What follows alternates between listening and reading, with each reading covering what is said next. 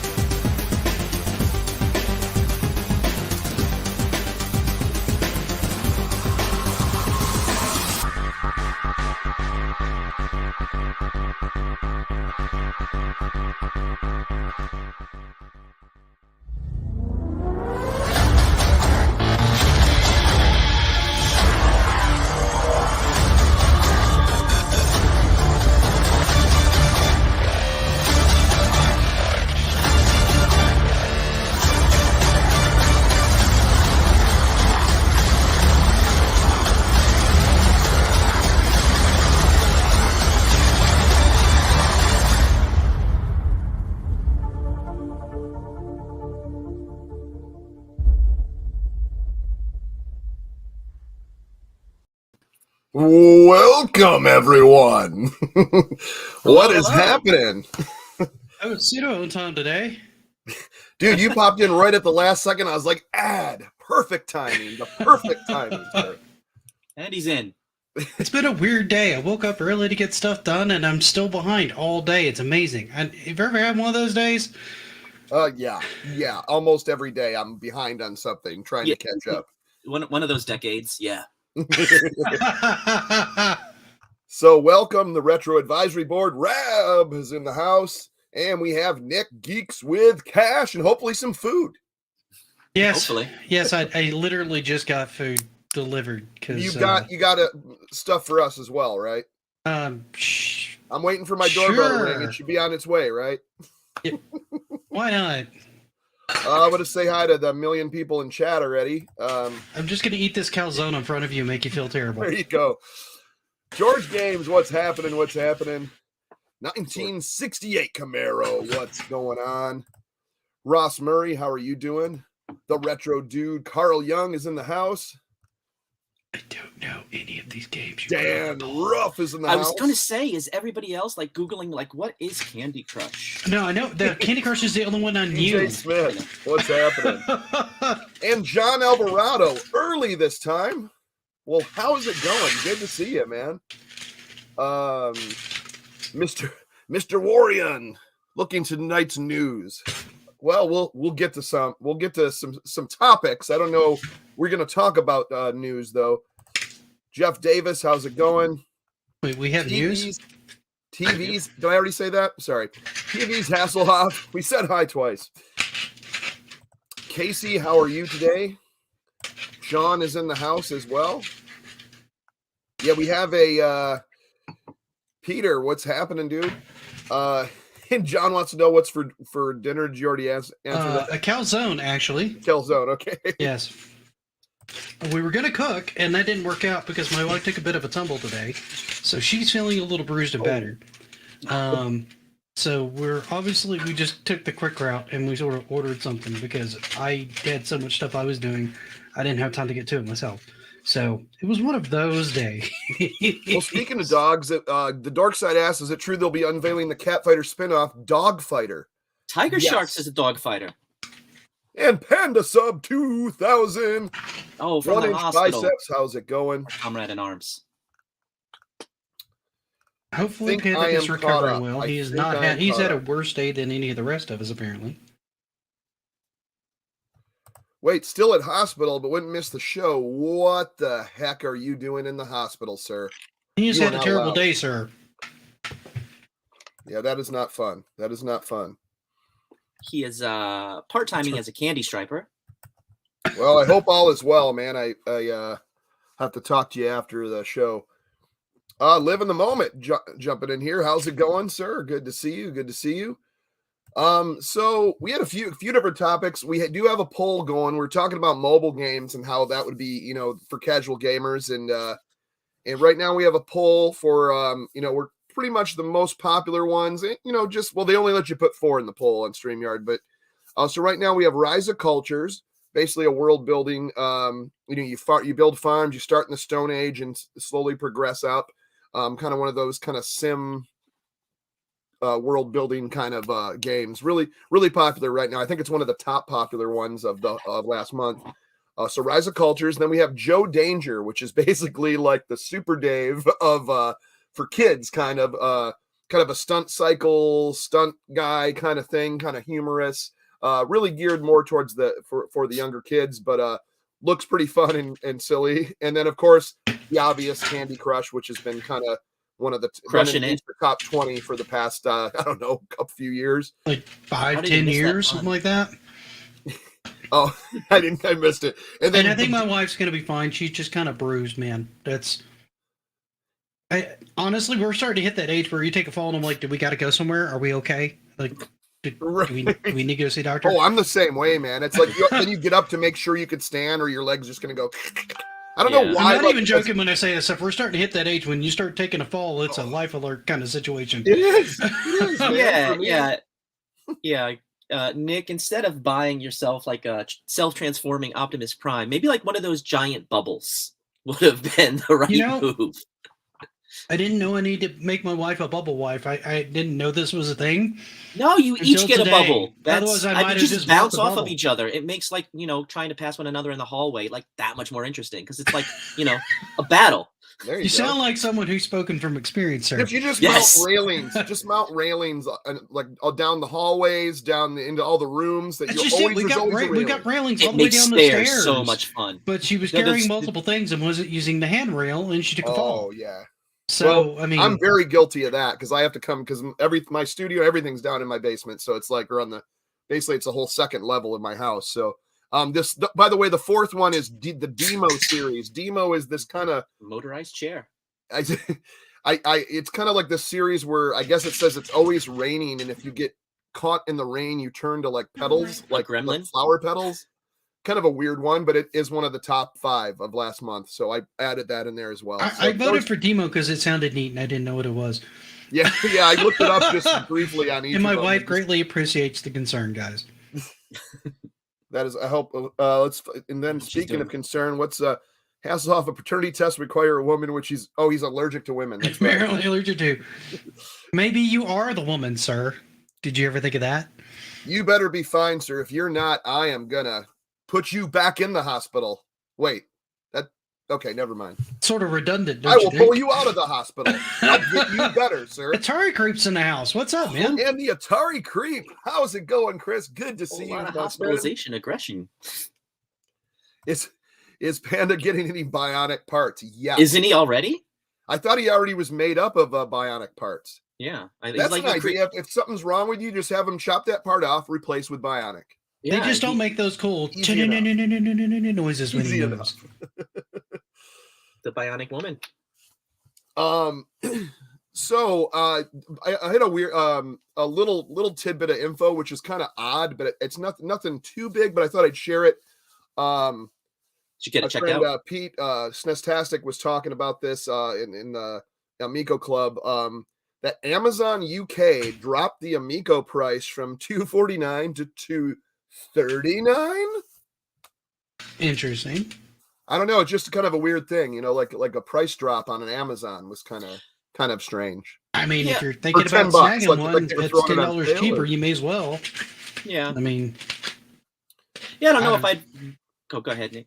No, you're fine. Go ahead. It wouldn't have hurt a thought. Go ahead. I was going to say, I don't know if I would read too much into that. I mean, I know, you know, when they initially secured these units for the retailers, you know, there was a healthy, you know, there was a healthy amount that the retailers were supposed to be making on each unit back when it was proposed. So maybe they secured it at a lower price, and they might be just dropping their price a little bit just to kind of capitalize. Yeah, I mean, it might just push some sales.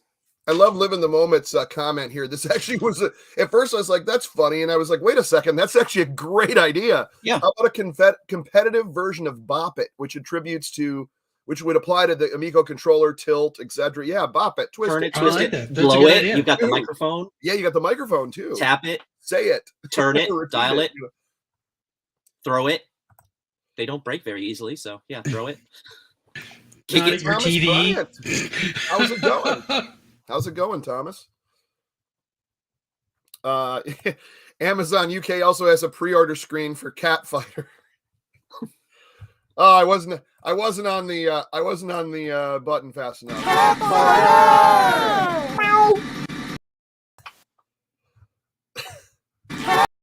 All right.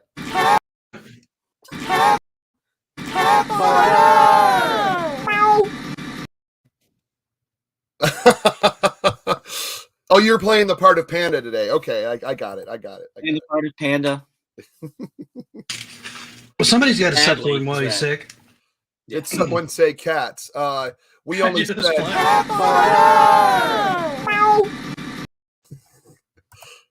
Flatline Panda. Meow. Oh, we just flatlined him. Gosh darn it. I'm always like right after you guys say, I just realized you just said that. Nurse, not you. The attractive one, please. Nurse. No, I'm fine. Oh, that's awesome.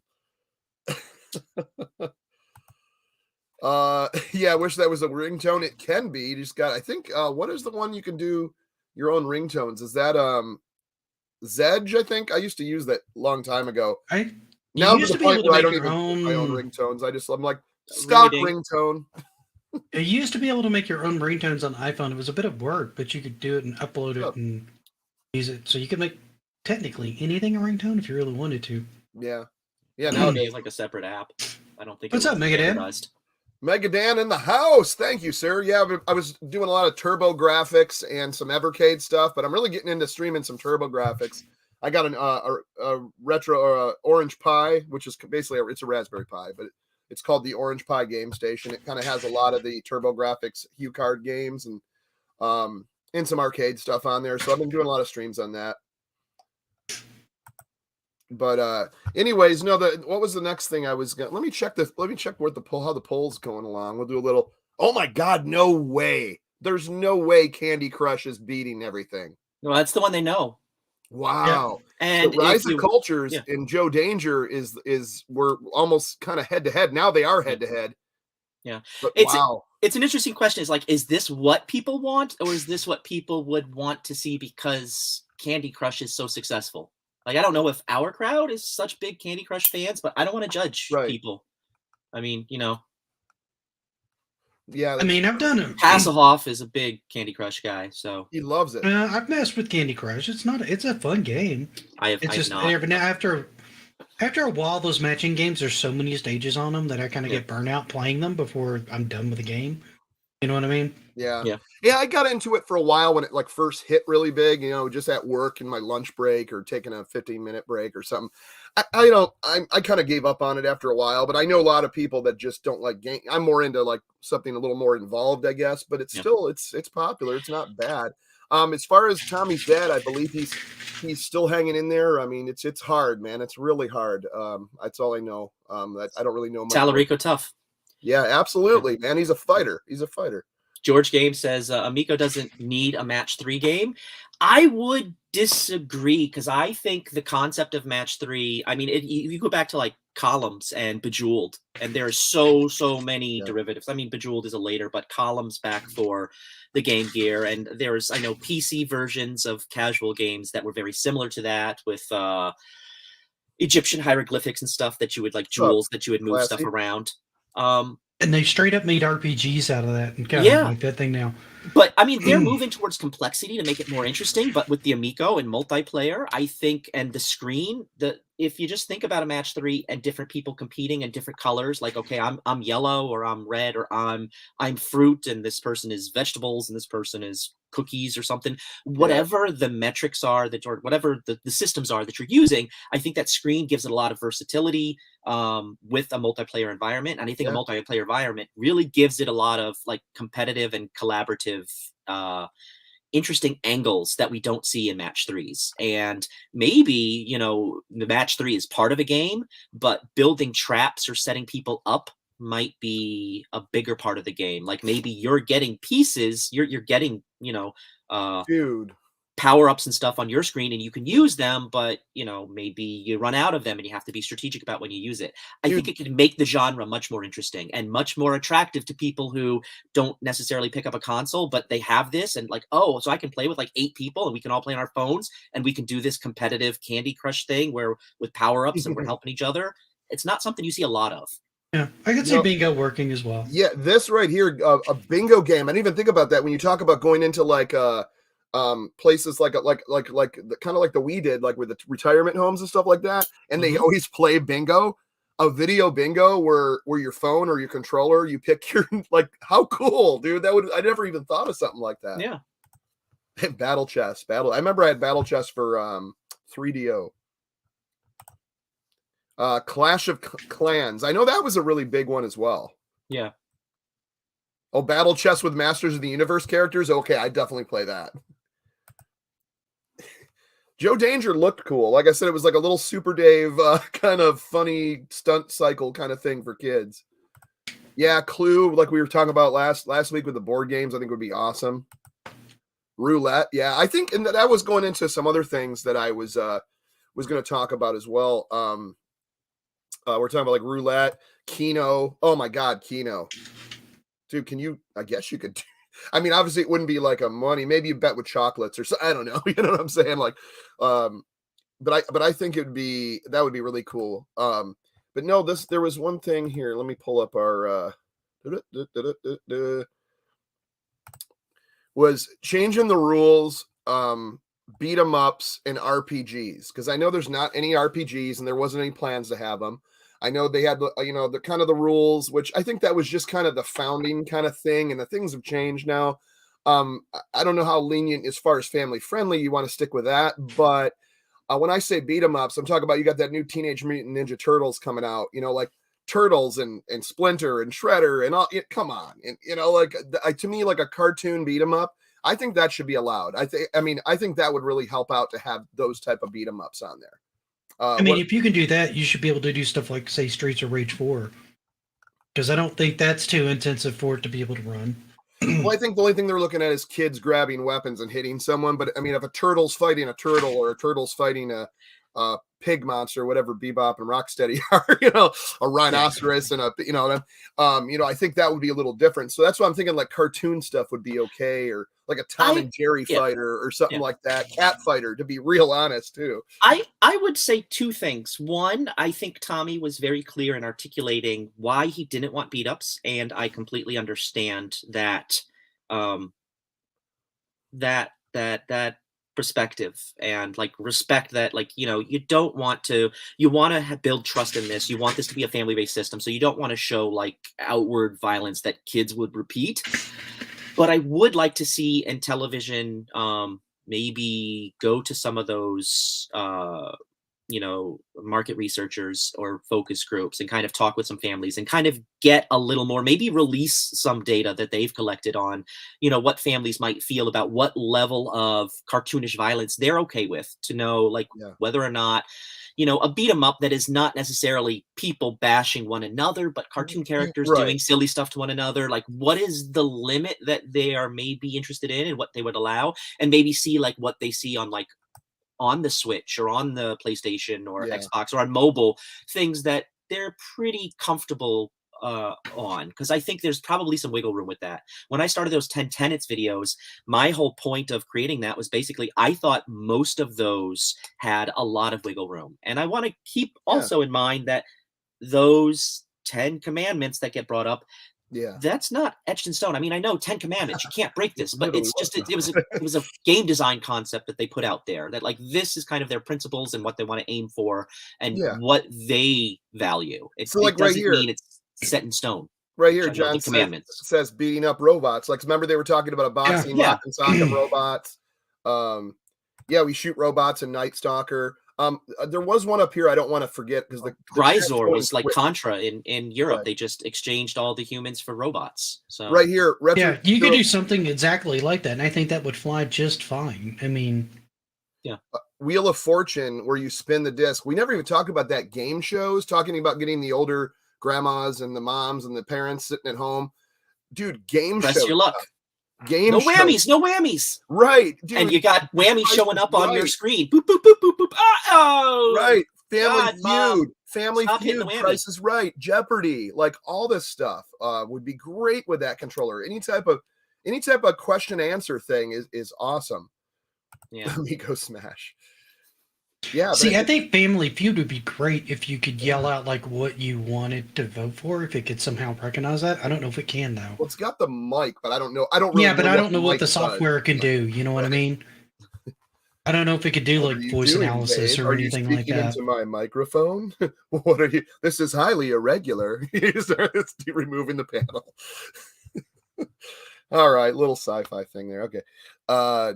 Does anyone watch the current cartoon shows with kids these days? There's a level of hitting or kicking or throwing someone. Okay. Yes. What I was getting at is I know in television, one of their markets they want to look for is a more by family friendly. They don't want to put out stuff for the general audience, but I think you also probably want to be able to target, someone that is maybe a little turned off by what gaming is today and make sure that they are included with that too. So you just get the feel from those groups to see what they how their opinions have changed over the last few years. That's all. I think in general, I think our tolerance for a lot of stuff in culture has greatly improved. That's awesome, man. That's awesome. So we still got the poll going. I just want to mention for new people coming in here, the poll is what popular mobile games would be great for the Amico.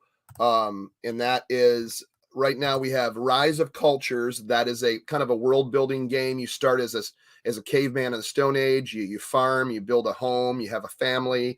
You kind of control people to kind of slowly build up your culture until you get up to the next level. And it's like like I think they had some Greek things in there, like the Greek myth. It's all these different like things, but you start like from Stone Age and work your way up. The second one was Joe Danger, which is kind of a kid's mobile game, which has kind of stunt cycles, kind of like a parody of kind of almost like a Super Day of Evel Knievel kind of thing, where you can do like kind of excite bikes type loop de loops and in things with like you're jumping a shark, literally jumping a shark and stuff like that.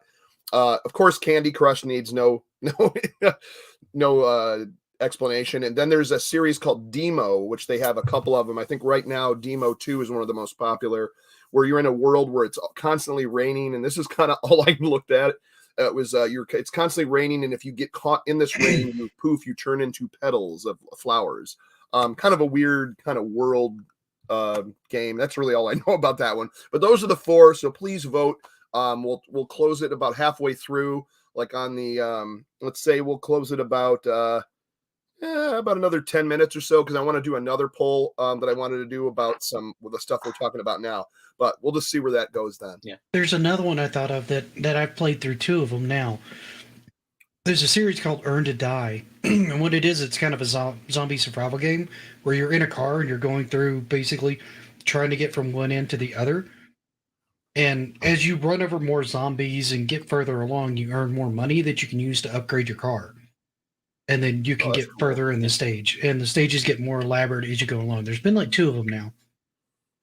And I don't know if zombie violence is too much, but I guess if it's not blood, if it's like purple or green ooze that flies out of them or something. This is straight up blood, but especially you can recolor it. You'll be fine.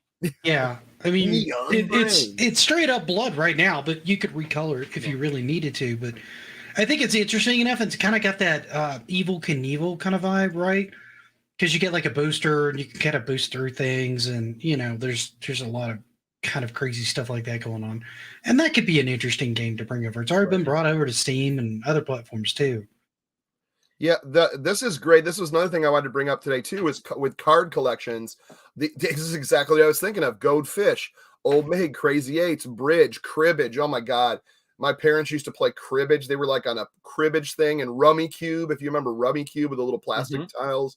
But yeah, I know they already are doing Monster Spades for Amico, because I am going to kind of do a little bit of a revisit on that this week on my channel. But which I really, because I was going to pull up the thing where they had the developers talking about that. But card games, when you see your own hand on your own screen, to me that's just a given. But yes, all of those, man, all of those. Yeah, absolutely. You had a few. First off, hey Potion, welcome to the chat. And I think somebody already answered it, but Konami owns Bonk. Yeah, Konami owns pretty much anything Hudson Soft, NEC, like the main titles for TurboGrafx. Yeah, and Choo Choo Rocket is on Apple Arcade, so that might be exclusive, because I think they are those exclusives, so they may have bought that or licensed it. What's happening? Hey, TJ.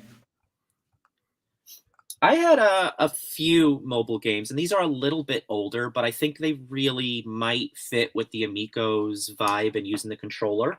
One of them, I think many of you might be familiar with, Monument Valley, where you are like you have the little tiny figure, and they're going up this like MC Escher type castles and stuff.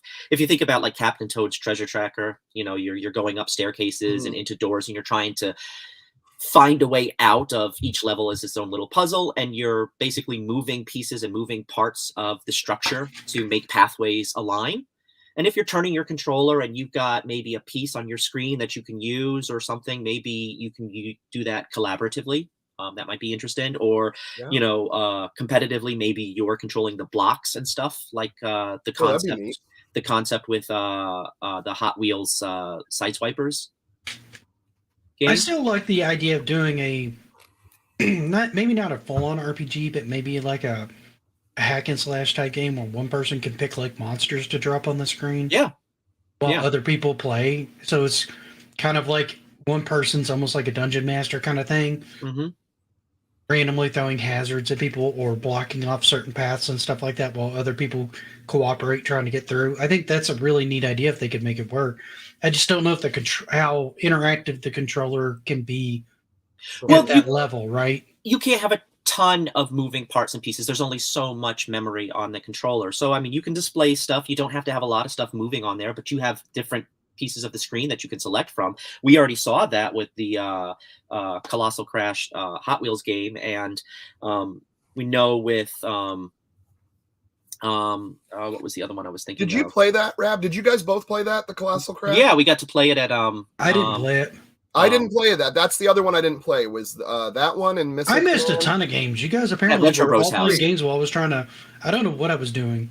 Missile Command, Skeen, and Colossal Crash, or Sideswipers, or whatever it's going to be called, Hot Wheels game. Yeah.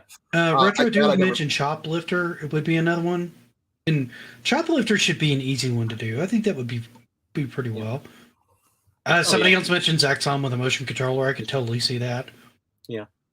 Yeah, I mean, a beat 'em up fighting without blood, like I said, but like Teenage Mutant Ninja Turtles, you got those new ones, aren't they just about to come out now? We saw the trailer like a while ago. Why not? You know, something like that where it's kind of a retro looking, or even that's another thing. What about packs of stuff like that? Like I think this one's going to be what Turtles in Time, the original arcade, and then a remade kind of reboot version as well. Isn't it like a pack of like a few games on one that's coming out? Dude, it's almost every Turtles game.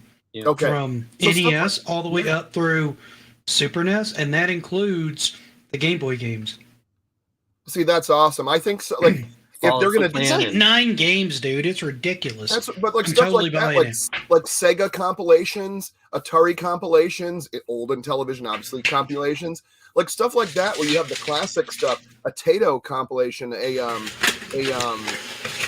Konami. I mean, we wish. But all that type of stuff would be good to be put on the Intellivision. You know, maybe throw some extra, or maybe, you know, to make it.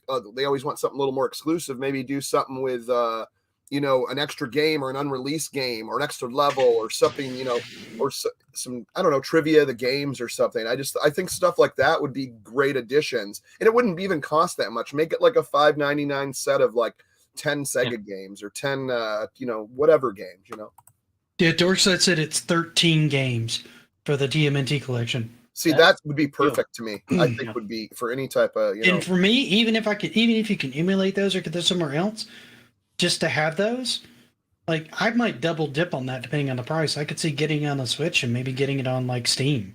So if I wanted to use a Steam Deck or something like that and take it somewhere, I could have it that way too. Fester's Quest. Follow the Foot Clan. I love. I don't remember that. That was Game Boy. That was Game Boy. Oh, Game Boy. Food Fight. Oh, Super. Yeah. Oh my God, that's a great idea. First person shooter sponsored by Super Soaker. That'd be sweet. Defender 3. You could just have like different colored waters. It'd almost be like it would be more like paintball, but you could like have them like spray different colors of water or something like that. Oh yeah. And the screen just like shows like your water level and you shake it or something to pump. Sunsoft. I'm not sure who owns Sunsoft. I don't know, dude, but I kind of want to. I started playing it the other day when I should have been practicing for something else. I was messing around with the Batman NES game, and I'd love to see that come back. That's a phenomenal game. What's happening, dude? I don't know if Sunsoft is. I think they're still, because I mean they did Blaster Master Zero. I think they did the Blaster. That was on the Master Switch. releases on the Switch recently. That wasn't them though. That was shoot. That was another company. No, but it's still their license. Oh yeah, it's their. I don't know if Sunsoft is still around. Yeah, I don't think they're making games. Though. Yeah. Those are all friggin' great ideas. So I'm gonna go ahead and close this poll in like one more minute. So once again, we got Rise of Cultures, Joe Danger, Candy Crush, and the Demo series for popular mobile properties that would be good for Amico. So I'll give one more minute. So at 10:06, we're closing. So get your votes in now, folks. I think Sunsoft still exists.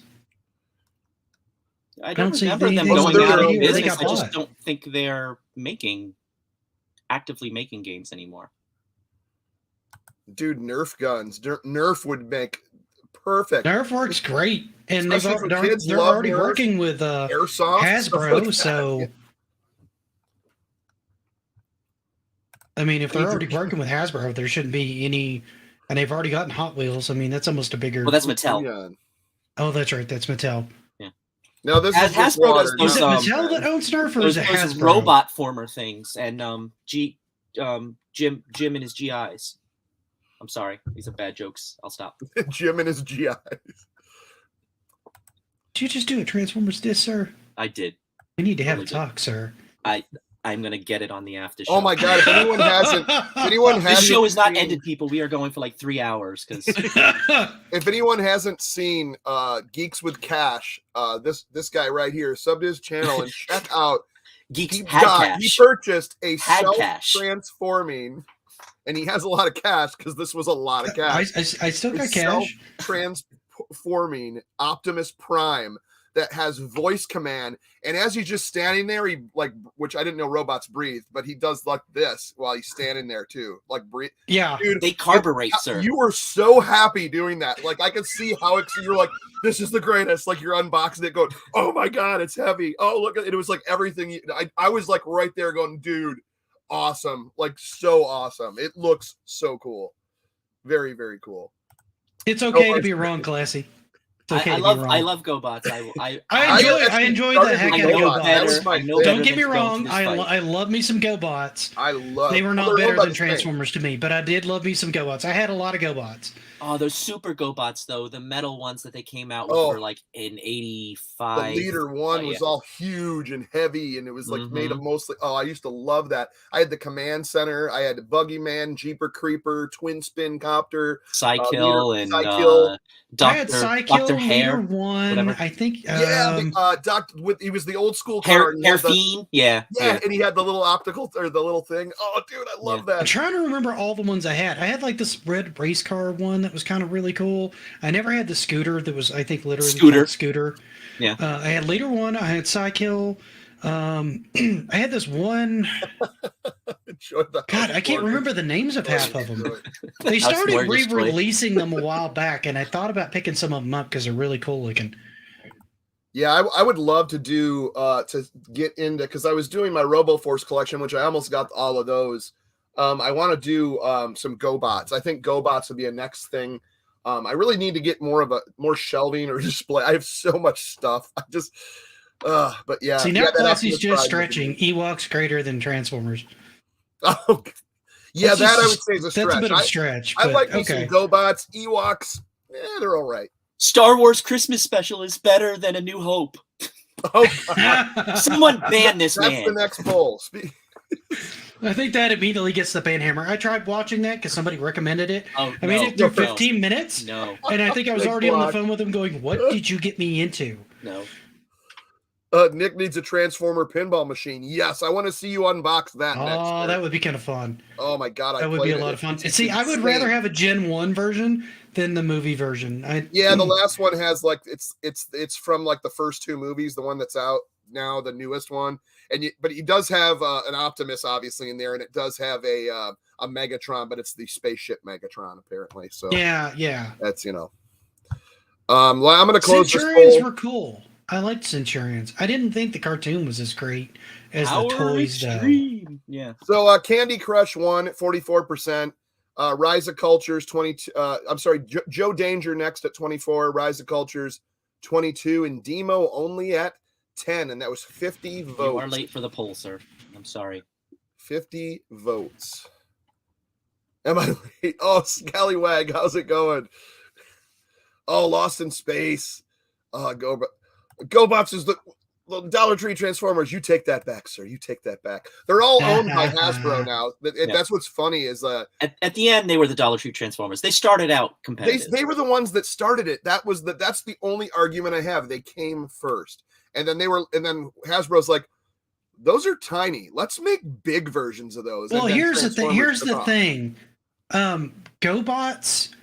Transformers were out in Japan as Dynaclone, I want to say. Yeah. Before they were ever actually hit the States. And they had them like a year or two before they actually marketed them to the States. Well, yeah, because we had those little Mego figures in like 76, 77, 78, and that was part of that line. So they were from the late 70s.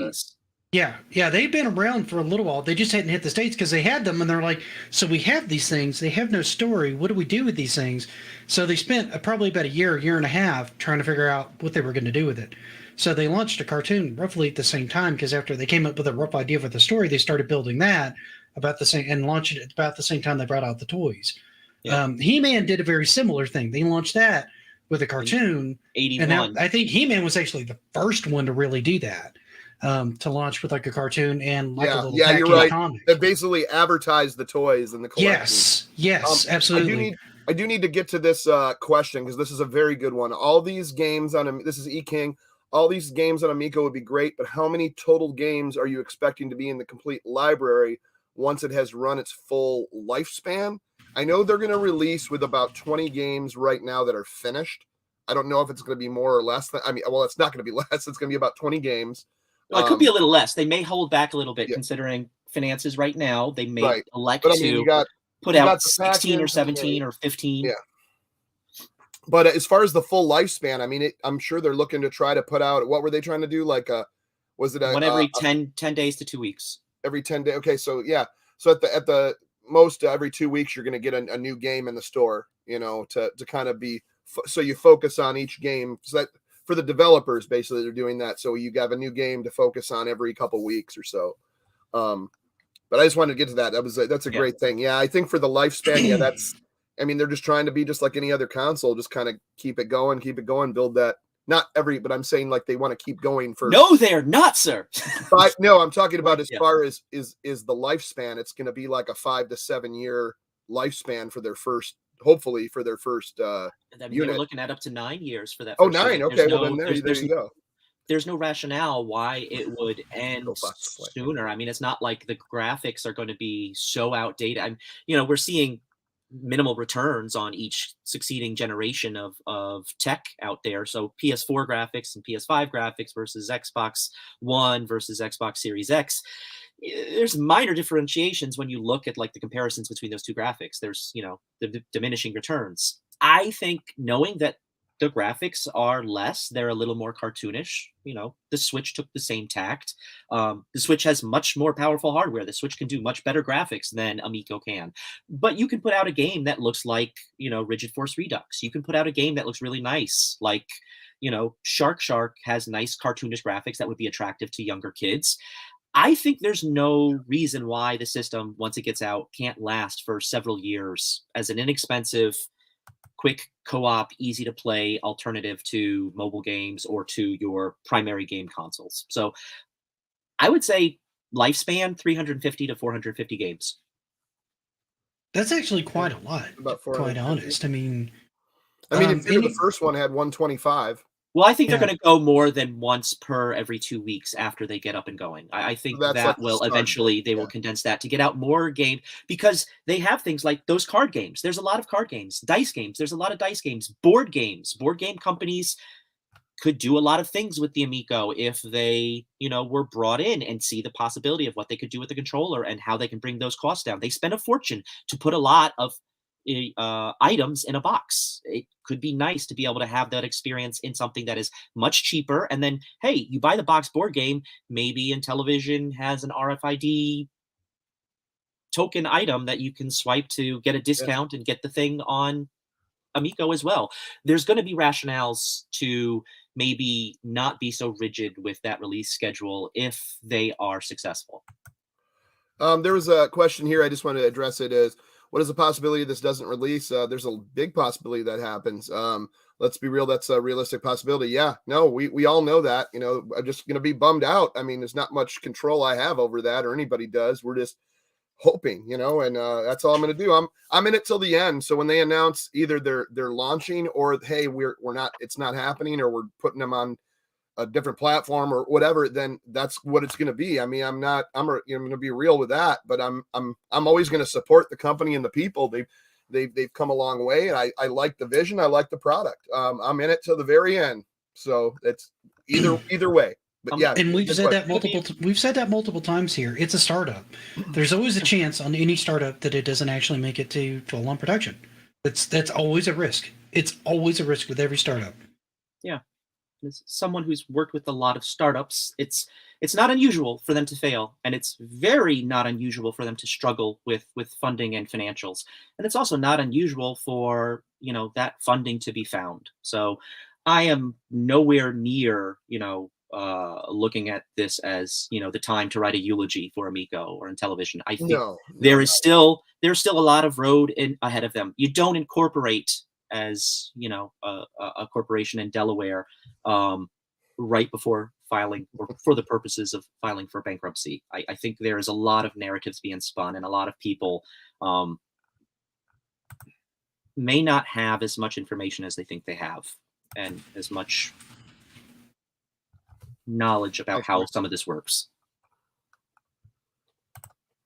Yeah, it's it is what it's going to be, yeah, that's really, and I appreciate the support here. Yeah, that's all we're doing is just being positive. And if it doesn't happen, it doesn't. But it doesn't mean I'm going to be like slamming them about it. It's just it's tough right now, and I know they're in a tough spot. And yeah, like a lot of startups don't succeed, and I know the possibilities, and we're just kind of hanging in there right now. And once again, if I'm going to be in it right to the very end until they absolutely announce that it's either coming or not. And I don't see any problem with that. And like I said, this show is going to keep going no matter what, the content may change, but the Amico Forever show is not going to stop. It's going to be every week, and we're going to talk games just like we're doing right now. Mm-hmm. Skate or Die. Now there you go. Skate or Die, like a skateboard game, the California games, world games, like those old NES. I used to play Skate or Die on the NES for hours, man, doing the half pipe thing and doing the jump, and you had to take the D-pad and do that and to get it going. Oh man, those were awesome. That I used to really enjoy them. TNC Surf Design is the one that I thought would be neat because it's got all those crazy characters in it. Is that the one that has like the ape kind of doing in the a surfing? tux? Yeah. I think I might still have that. I did have it at least. I used to have a bunch of their shirts because I thought the shirts were fun. But they did have a video game on the NES. They had like skating and surfboarding and a bunch of other stuff. Well, they had two. They had TNC Surf and then Town and that's TNC. What was the other one they had? I don't remember the name, but I know they had two. California Games, TNC, Skate or Die, 720. I don't know. I can't remember. I think I know what you're saying. I just can't remember the name of the other brand name of it. Jan asks, where will Intellivision get the money to release 450 games? Well, that's just over the course of many years. Of its life. That's just after it comes out and everything's good to go. We don't know until that happens. Yeah. Speculation, just speculations. Dima would be a good fit for a dice. Rab pull 450 out of. You don't want to know. Okay, any long? What is the typical silent period going for? I was thinking by what are we? Maybe end of month. 30 to 40 days. So it depends. I mean, a silent period used for like an initial public offering is going to be like 30, 40 days, so that they're not saying anything that's going to upset other investors. You kind of you step back for that. What this is being used for, though, I mean, it could be a little longer, it could be a little shorter. I mean, if it's by a request, then. Dorkside right here says if Cat Fighter doesn't get released, he'll never play another video game. There you go. I know you wanted it, so I aim to please. 720. I remember. That was a cool. That was a good arcade cabinet too. That's why I remember that mostly. Was that Atari? I think. I believe so. I believe that was. Yeah. I'm trying to think of what was the one. Oh, was it Radical Bikers? What was the one where you delivered pizza, but you were on a bike and it had the bicycle handlebars? Was it Radical Bikers or was it just Radical or something? I don't know. I remember it had like pizza and everything on it. I was like, oh man, I can't remember though. I don't think my arcade had that one. Yeah, I do remember 720 though.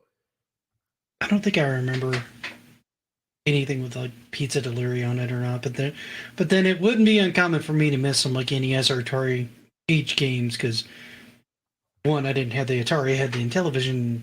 Two, even on the NES, I missed a ton of games. Yeah, look at the Double Dragon games. So I'm gonna do. You didn't have the internet, so you didn't know how many games there were. You got Funko Land's Flyer, and it was like condensed for a while up until like the mid '90s once they started putting everything on it. Yeah, Yonoid. So I'm going to start another poll here because why not, right? I'm going to say beat 'em ups. That would be good as I scream into the mic here. I was going to say beat 'em ups. That would be good for Amico. And I'm gonna put some good ones in here. Let's do Double Dragon because to me why not? Because it's Double Dragon, just in that retro kind of look. Teenage Mutant Ninja Turtles have to be on there. What was a couple other really good kind of beat 'em ups that would probably fit with the kind of for kids and stuff? Nothing too violent. River City Rampage, I think. River City Ransom. Is that what River City Ransom, I think, kind of fits in that. Yeah, I definitely got Double Dragon. Yeah. I'm trying to think of others. I don't know about Golden Axe because you've literally got like an axe and stuff like that. No, that's a great one, dude. That's because it's more fantasy. Yeah, 100%. That's a good. Oh my god, I didn't even think of that. All right, let's see that. So we got Double Dragon, Teenage Mutant Ninja Turtles, River City, and Golden Axe. So here we go. Poll is up and running, and let's see what happens. I'm betting it's going to be TMNT because one, people are hyped for that right now.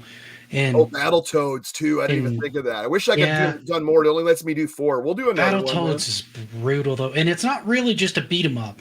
Battletoads is a Nonsense. lot of different game types all wrapped into one. Thanks, PJ or TJ. I'm sorry. Splatterhouse. Yeah, remember Splatterhouse? They just throw what was it? We say like a few months. Splatterhouse totally counts because that's a beat 'em up through and through. They throw glitter at them instead. They tickle them. He runs up with the mask and goes and tickles all the monsters. And they that is not good. Well, they do have the would you guys consider Kung Fu Master a beat 'em up? Well, I think they have the license for that, don't they? Is it Kung Fu Master or Karate Champ? One of the two. I can't remember. I think it was Kung Fu Master. Yeah, I think those would be more of a fighting or martial arts game, which I wouldn't mind actually doing a poll of that next. I love the poll thing. Actually, a revision of just Kung Fu, like the NES version of NES Kung Fu. Two crude dudes. Was similar. Oh my! How about this? We didn't even think of this. Rampage, man. You're a lizard person. You're a werewolf. Rampage, I think, easily fits in there because you're just beating up on buildings and stuff. I think Rampage totally fits.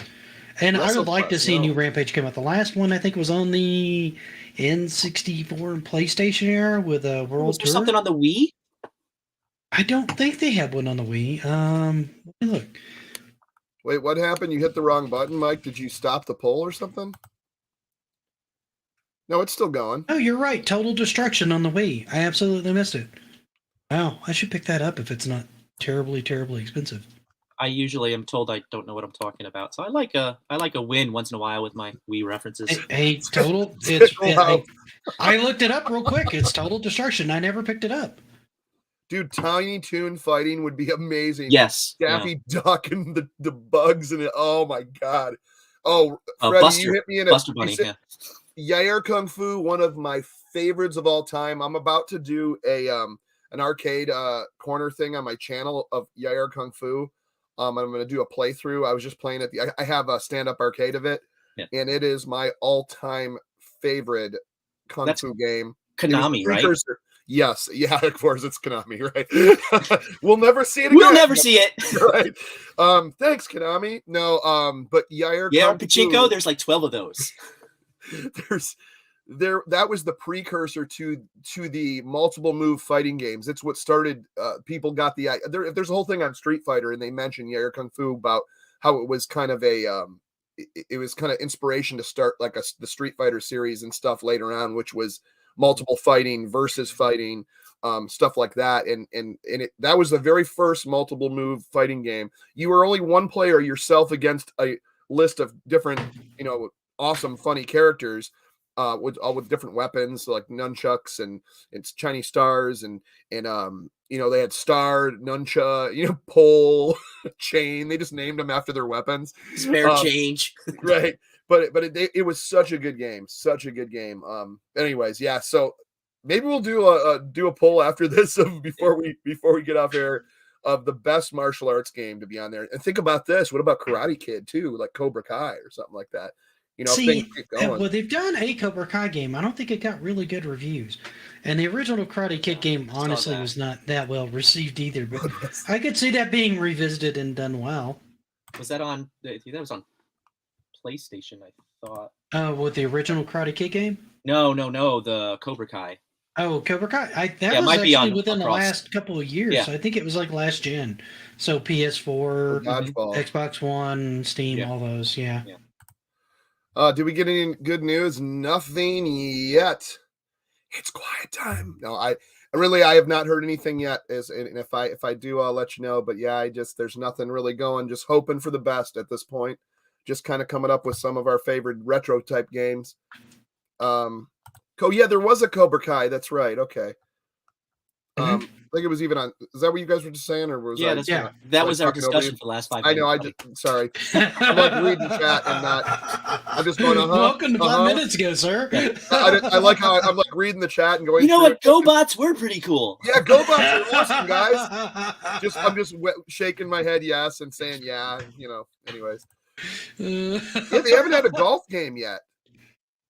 I think golf could be fun, particularly if you just use motion controls with it, right? If you could hold the controller down and kind of like putt and stuff like that, I think that'd be great. Yeah, I think No like I news think is that good news. in bowling. Yeah, no Robin news is Hood? good. See, I really do want them to do bowling. I think that'd be fun. I'm actually tempted to pick up the. I don't think it's out yet, but they're going to be re-releasing the sports thing on the Switch, and I'm tempted to pick that up. Oh, like the Wii Oh, yeah. Sports? Yeah, yeah, they're doing like another Wii Sports type game, but they're doing it on the Switch this time. And there's no reason they can't with that, because I mean, it's got the same kind of control scheme. The Joy-Cons still work like Wiimotes, basically. Yeah. Forgot to put that up. Yeah, I don't want to speak out of turn on that. No, go ahead. Well, no, I'm just saying, like, I've only seen brief clips of that. I don't know, like, there's only 4 or 5 sports that they're putting on that. Yeah, it's not real Oh. big. I don't think it's got quite as many as the original Wii Sports. Yeah, it's not which Wii they had the Sports or sequel Wii one Sports too with Resort. Mini golf. Mini Resort. golf would be awesome. yeah, mini golf. Matter Dude, of fact, yes. I got a VR mini golf game I need to do like a review on because it's really cool.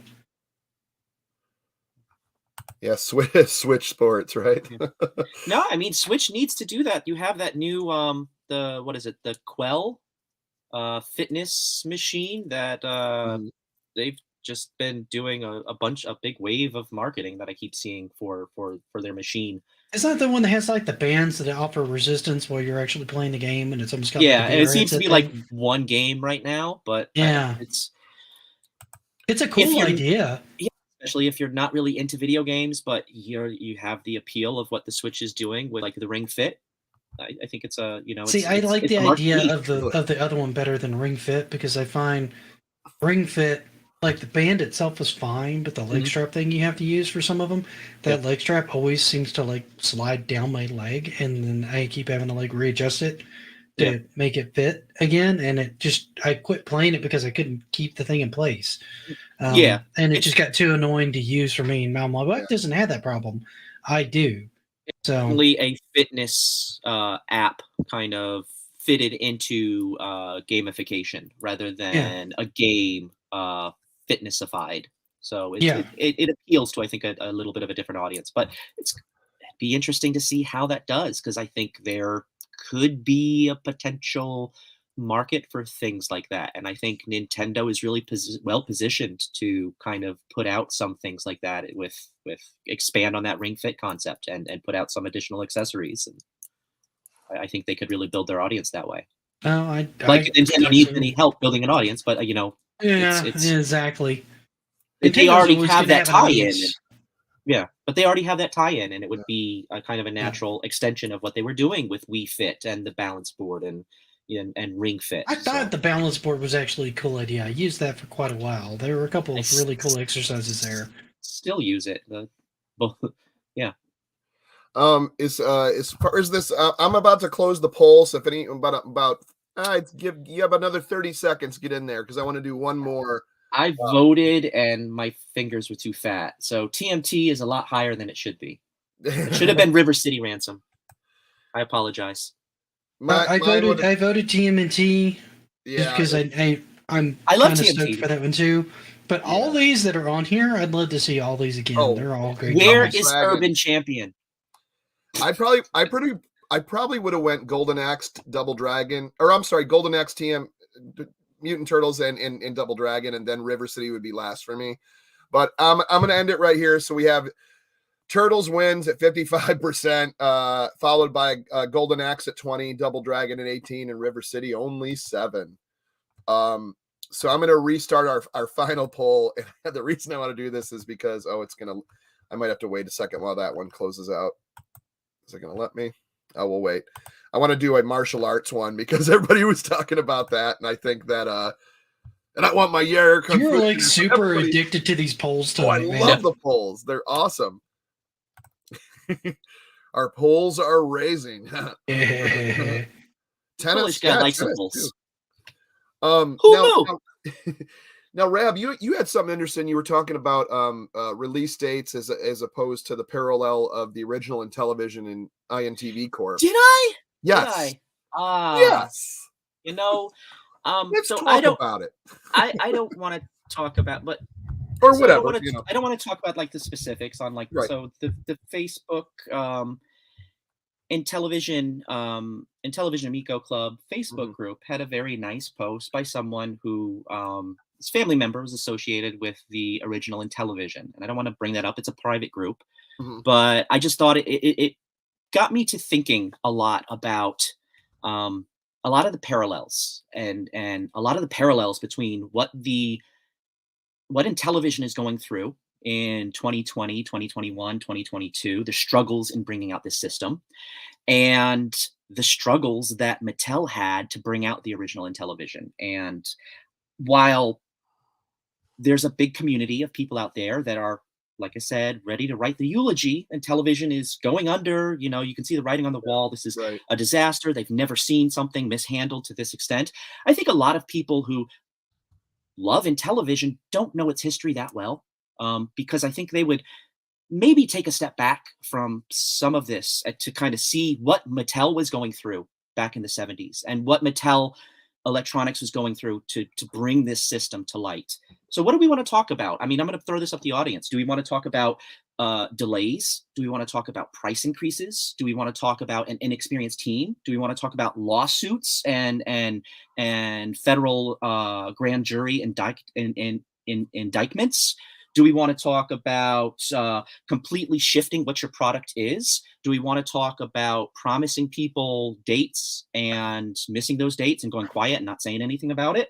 Do we want to talk about the instability of the market and the market not understanding what your product is and no one buying it? We can kind of go in a lot of directions on this, but I think I'd love to kind of chat with you guys about old school Intellivision and what they went through. Oh, absolutely. And for the record, they weren't the only ones in that boat. Atari was like that through. Yep, Atari was like that too. The Fairchild entire was like existence that. of Atari. RCA was like that. All of them were like that. And it was just the nature of making a video game system is very, very difficult. Nintendo has gone through some serious struggles as well. Sega has gone through some serious struggles as well. But I mean, Sega's a train wreck when you start really looking at it. Yeah. I love that company, but my God. So, let's just talk about price increases first, because I know everybody kind of wants to jump on the fact that this was announced as $149.99 to $179.99 was like the initial price estimate when Tommy did that pitch at Portland Retro Gaming Expo back in October of 2018. And I will be the first to admit, I think kind of putting a price out that early in a project was a mistake. I kind of see what they were trying to do with putting that out there. But like I said, they weren't the first. When Mattel was first looking at putting out a system, Atari did not have the 2600 out at that time. The video computer system was not out. This was back in spring of 77. So Fairchild, the video game system, was a bunch of Pong consoles. Fairchild Channel F just put a system out, and they barely put any of those systems out, and people did not know how to turn the thing on or how to plug it into the TV. They're looking for, like, where do I put the batteries in? They did not understand how a home programmable system worked. They didn't know they were supposed to like plug it in and buy a separate adapter for it. Or certain systems you had to buy a separate adapter, like the APF TV Fun, you had to buy a separate adapter. So Mattel started this project back in spring of 77, and their projected cost for this was about $160 for the Intellivision. Now, those of us who know the Intellivision know it did not sell for $160, but that's what they presented at the Consumer Electronics Show in 1977. That's what they presented to retailers. That's what they presented to all of their potential partners. We have this system. It's going to be $160, and it's going to hook up into a keyboard component to be a full build your own component computer, a micro PC for $320. Each was going to be about $160, maybe $165 for the keyboard component. Yeah, I remember seeing the keyboard commercial. We played it here a few times before. Yeah. So that was the announced price back in 77 with the retailers, and then at the Consumer Electronics Show in 78. And they were supposed to come out with that. They were planning to come out with that system in summer, early fall of 78, and they couldn't get the chips for it.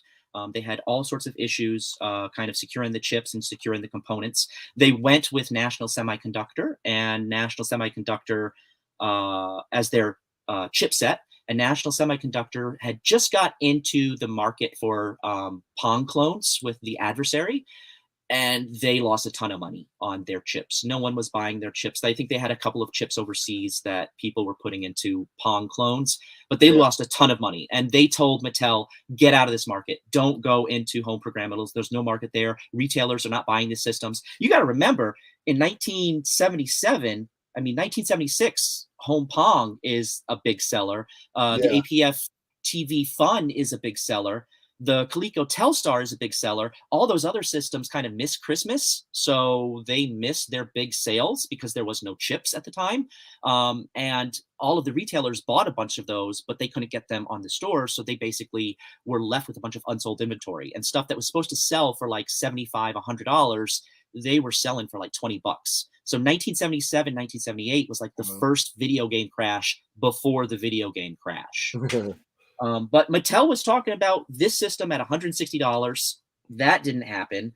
Fall of 78, they were telling their retail partners that the system's going to retail now at $230, and it's going to come out later in 1978.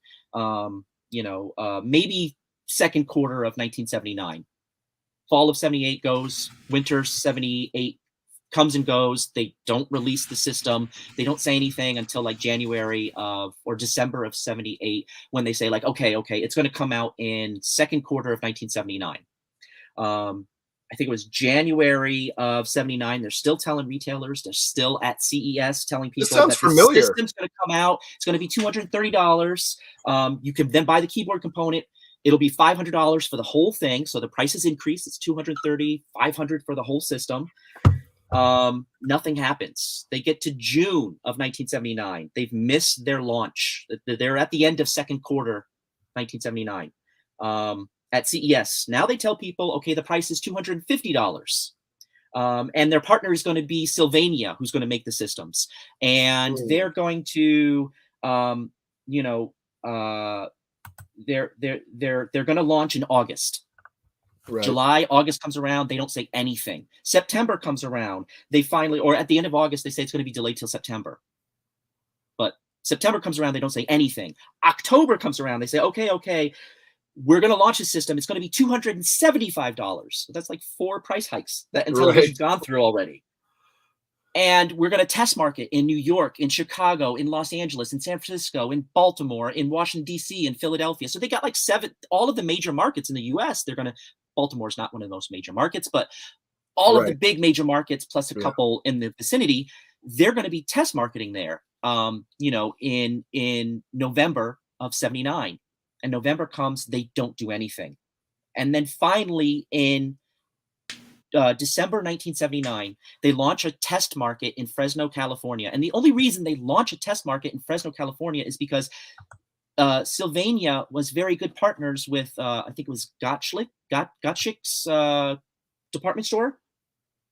Okay. Gottschalk's department store, a regional small department store chain, who was basically saying like, yeah, we'll take however many you can sell us, because at that point, Mattel did not have the chip. General Instruments was not ready with the chip yet, so they didn't know how many systems they could produce. They said, hopefully we can produce 100,000 of them. We don't know. They ended up producing 50,000 of them, and they took them. They sold all of their stock in Fresno and other places around that part of northern and central California. But they had went through several price hikes, and the system is launched in one small test market 2.5 years. Well, over 1.5 years after it was supposed to be launched. So they were quite delayed. They didn't actually do a full national launch until August of 1980. And then sales were very sluggish. I mean, Mattel was looking at the system like, it's not selling. The games aren't selling. Atari is doing all these sales with a much cheaper system. They secured Space Invaders, and that's selling like hotcakes. They got Asteroid. So Atari is doing very well with this underpowered system. They got this overpowered, overpriced system. It's not selling well. And they've gone through all these price hikes, because the system is much more expensive than they thought it was going to be. So yeah, if you want to talk about price hikes, Intellivision's been there before. 40 years ago. They went through all of this before.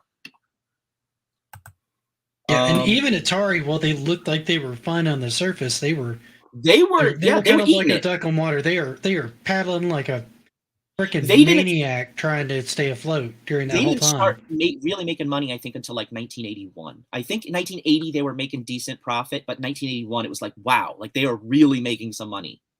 And that's when, and it still wasn't enough to pull them out of debt. Trying to remember who it was that bought them, and he shifted them straight over to PCs because he thought PC. Oh, Jack Tramiel bought them. He moved them over to the PC market because he was Commodore. So he came over from Commodore, and honestly, to his credit, he got them in a black because they were in the red the whole time. Because one, they didn't know how to market. They had no idea how to market this thing when it came out, so nobody knew about it, and it just sat there.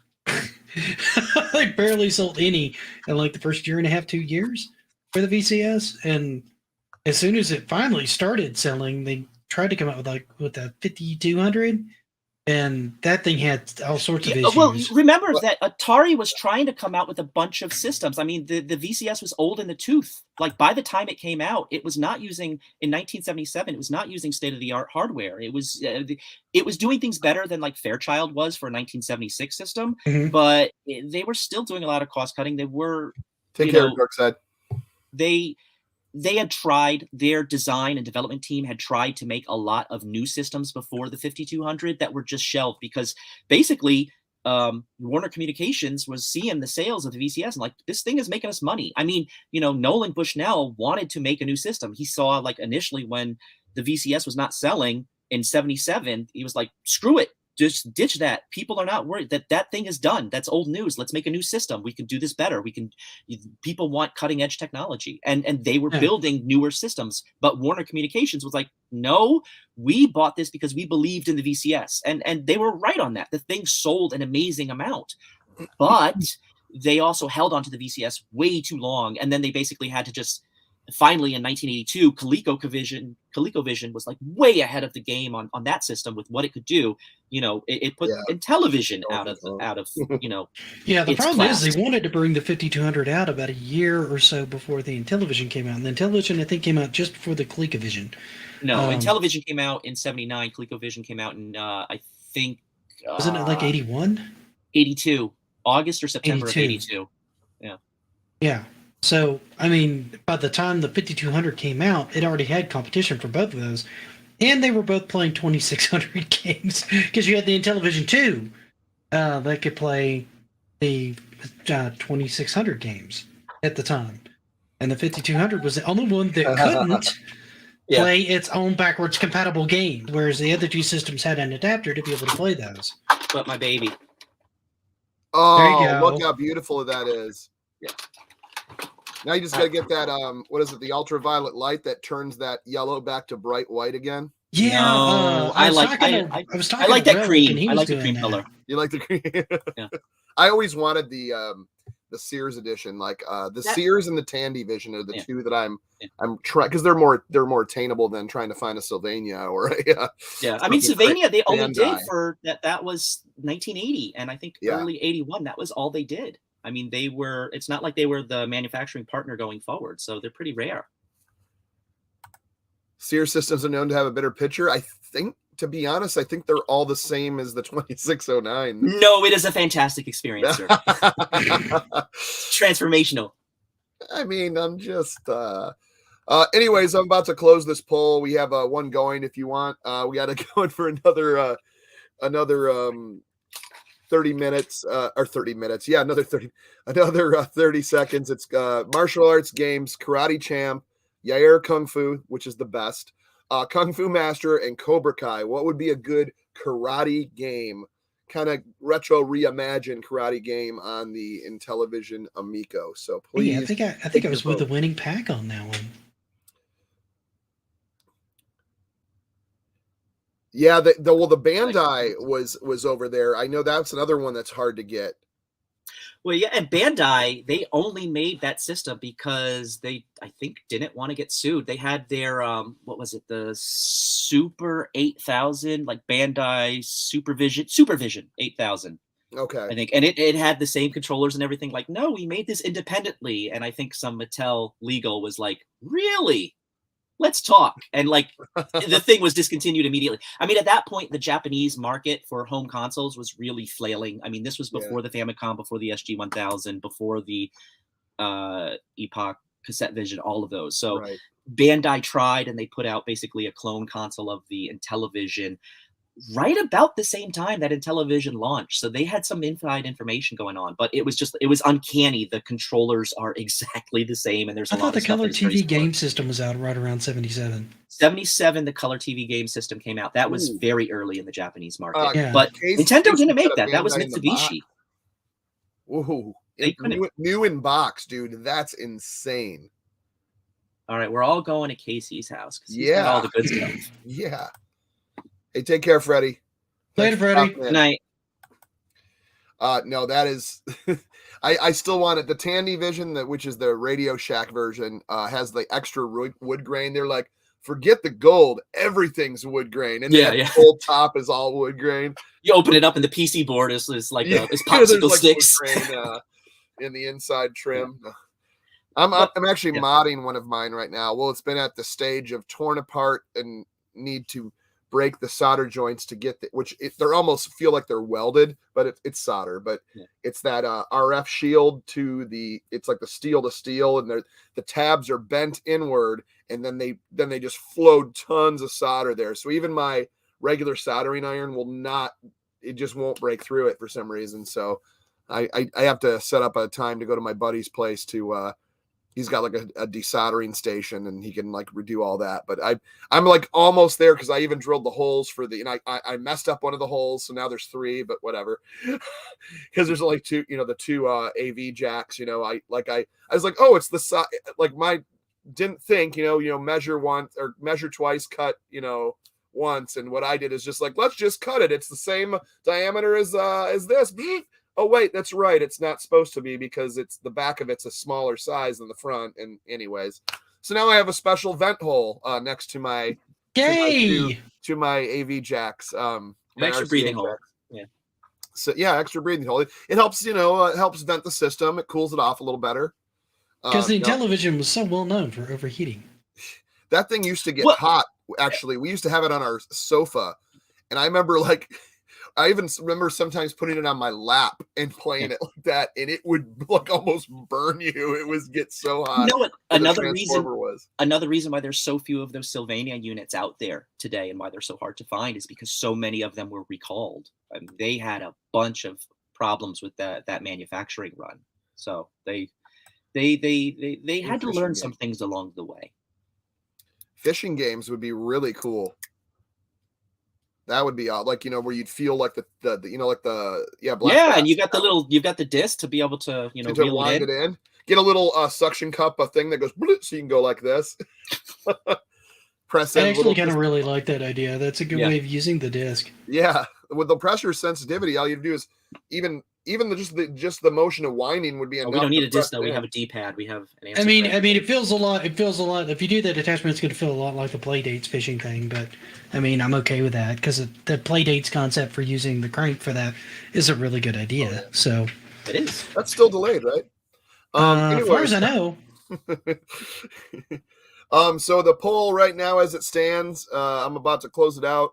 We have Karate Champ winning the retro karate game for the Amico. So Karate Champ at 33%, Yair Kung Fu. Oh, I'm sorry, Kung Fu Master next at 27%. Yair Kung Fu and Cobra Kai at 20% each. Well, see, I was Team Kung Fu Master, and you guys were with me for a little while, and then you guys all let me down. Sad now. That was fun, man. That was definitely fun. So yeah. So basically, we learned a lot of things today. People want Candy Crush, and they also want Teenage Mutant Ninja Turtles, and they also want what did I just say? Kung Fu Master, Karate Champ. I couldn't tell you. Karate Champ. Sorry, Karate Champ. So yeah, a lot I learned. Guys let me down on the Yair Kung Fu, but other than that, whatever. They let me down because they didn't vote for Kung Fu Master. What's happening back? I'm very disappointed. What's up, back? I think DJC let us down with some of those poll results. Those I- options. I let We need a I fifth agree with that option. as well. We're gonna just blame DJC for all of this. as you should. I feel like that's only fair Yeah. for the host. It's So ultimately we your are fault. sending complaints Microtransactions. That's to right. Nick at Amigo Forever. Yeah, we have our own .com. web. Yeah, we have our own emails through the show. I don't read Its mine. own, So. its own mainframe. See, Feel my free. mailbox is Special is room. just forwarded to DJC. Yes, they do have a karate game because it's martial arts and it's a sport. It will be allowed. I know that because they have Kung Fu Master, so or karate. What I can't Kung remember. Fu. It's Kung Fu, yeah. Well, and you could No, do a martial arts game like Kung Fu that Master. just because it's a martial arts competition, right? Right. I mean, that's not like you're a vigilante going through the streets, like You're not picking up a lead pipe and like. Come we're not here, talking Kung Fu." Sifu here. I mean, we're talking like Karate Champ. Yeah, Karate Champ was. I'm trying to think. Karate Champ's the one that had the. I'm trying to remember. I always get them confused. Yeah, Karate Champ's the one with that has the 4 joysticks, the 2 and 2. So you basically did your moves and jumped I always around. wanted to try an arcade Waxed cabinet of on that and- because it I looks used to really have it. cool. I used to have it, and I played it for about a year, and I got tired of it and sold it. And now I kind of wish I had it again, But it's like when things sit there that are worth that much, and you're not playing them, like I can't. Yeah, I can see it. I can't go. Well, that looks really cool, and it's cool, and maybe I'll try it once again another day. But I've been starting to do that. I have all these arcades. I have about, and I'm not. Trust me, I'm not bragging because I've gotten these over many years. Over probably the last like 18 years, I've been seriously putting them at in my area down here, and I have a little over 20 machines. But I used to have a lot more. I used to have about close to 28. And I got rid of I had Altered Beast. Me and my friend beat it. And it just sat there, and it looks cool because it has like the eyes and everything as the marquee. The reptile eye and then the other eye, and it just looks like it's looking at you. I don't think I ever saw Some an of them are Altered just Beast straight for the cabinet. track mode. Yeah. Oh, yeah. It's exactly what it was. But after a while, I'm like, okay, Altered Beast has sat there. After I beat it, a couple people look at it, they play it for a second and go, whatever, or they'll just walk past it. Oh, that's cool, And I'm like, well, that's just money sitting there. So then I started learning, it's one thing to have like a room full of 1 million games, but and mine, by the way, I usually get these for very cheap and fix them. That's I don't have money by any means. It's not like, look at me, I'm wealthy. I am not by any means. I am not a geek with cash. That is for sure. I cannot afford self-transforming robots. Thank you very much. You just don't try hard enough, sir. My man DJC just has an inflatable RC. That's it. Yeah, I can afford basically a deflated flamingo at this point. And that's what about is, it. yeah. Yeah, we'll have to do more retro games on the next poll. It only lets me do 4. And yeah, Battletoads. There was a bunch of other ones like Rampage and stuff like that. Yeah, Jaw Dropper shirts. Hopefully soon. Once again, I'm just not in a spot to have enough money to manufacture anything right now, including my CDs or shirts, unfortunately. Yeah, Playdate, the ultimate quiet period. That was the ultimate. Don't! Hey, we manufactured hundreds of thousands of units, but you tested the batteries on 100 of them first, I thought right? they would have fixed darn that it, and I shipped forgot. that by now, though.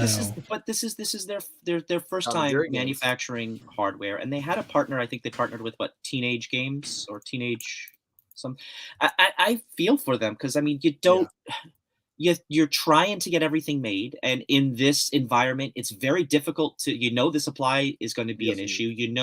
Logistics is going to be a nightmare with what's going on, and they try to do everything right and try to get ahead of it, and they're screwed by a faulty part. It's not the first time, and it won't be the last. I feel for them. It's a fun little product that they're putting out, and I'm glad that they're getting a lot of accolades from the gaming community for it. And it's still on pre-order. You can still pre-order one. It's apparently shipping late 2022. So I'm guessing the last quarter of this year, the last couple of months. Say November, December. Have they said anything about what the price of additional seasons? Because I know it's going to launch. It's going to have, I think, 24 games on it. It was supposed to be 12 games, and they upped it to 24. Right, and you get new games each month. You get like a new game or 2 games each month as it goes along until you finish the season on it. But I don't know. I'm on their site now. Yeah. And I don't know if I see. There's not a whole lot on here. It's just showing the system, and you can pre-order it for like $179. And I'll admit, since I've seen this thing, it's kind of a quirky, cute little system. I still don't know if I want one, but it's really cute. And Yeah. I even kind of like the little docking thing where you can put the pin in it and all that. I even think that's neat. It gives it a speaker and all that. It hits a spot. I think they did a brilliant job with that, and I think it's going to be a successful handheld in this market. Yeah, see, I could see taking one of those into the office and using it as like a desk clock, and then picking it up, playing with it, and putting it back. It's like a fun tchotchke with plenty it's of. Just a neat little desk attachment with a pen, and it's a clock, and you can pick it up and play games with it on your lunch break, and then bring it back and put it back down. I mean, that's a cool idea. I like it. But no, to answer your question, I don't see anything on here about additional seasons yet, or I'm just missing it.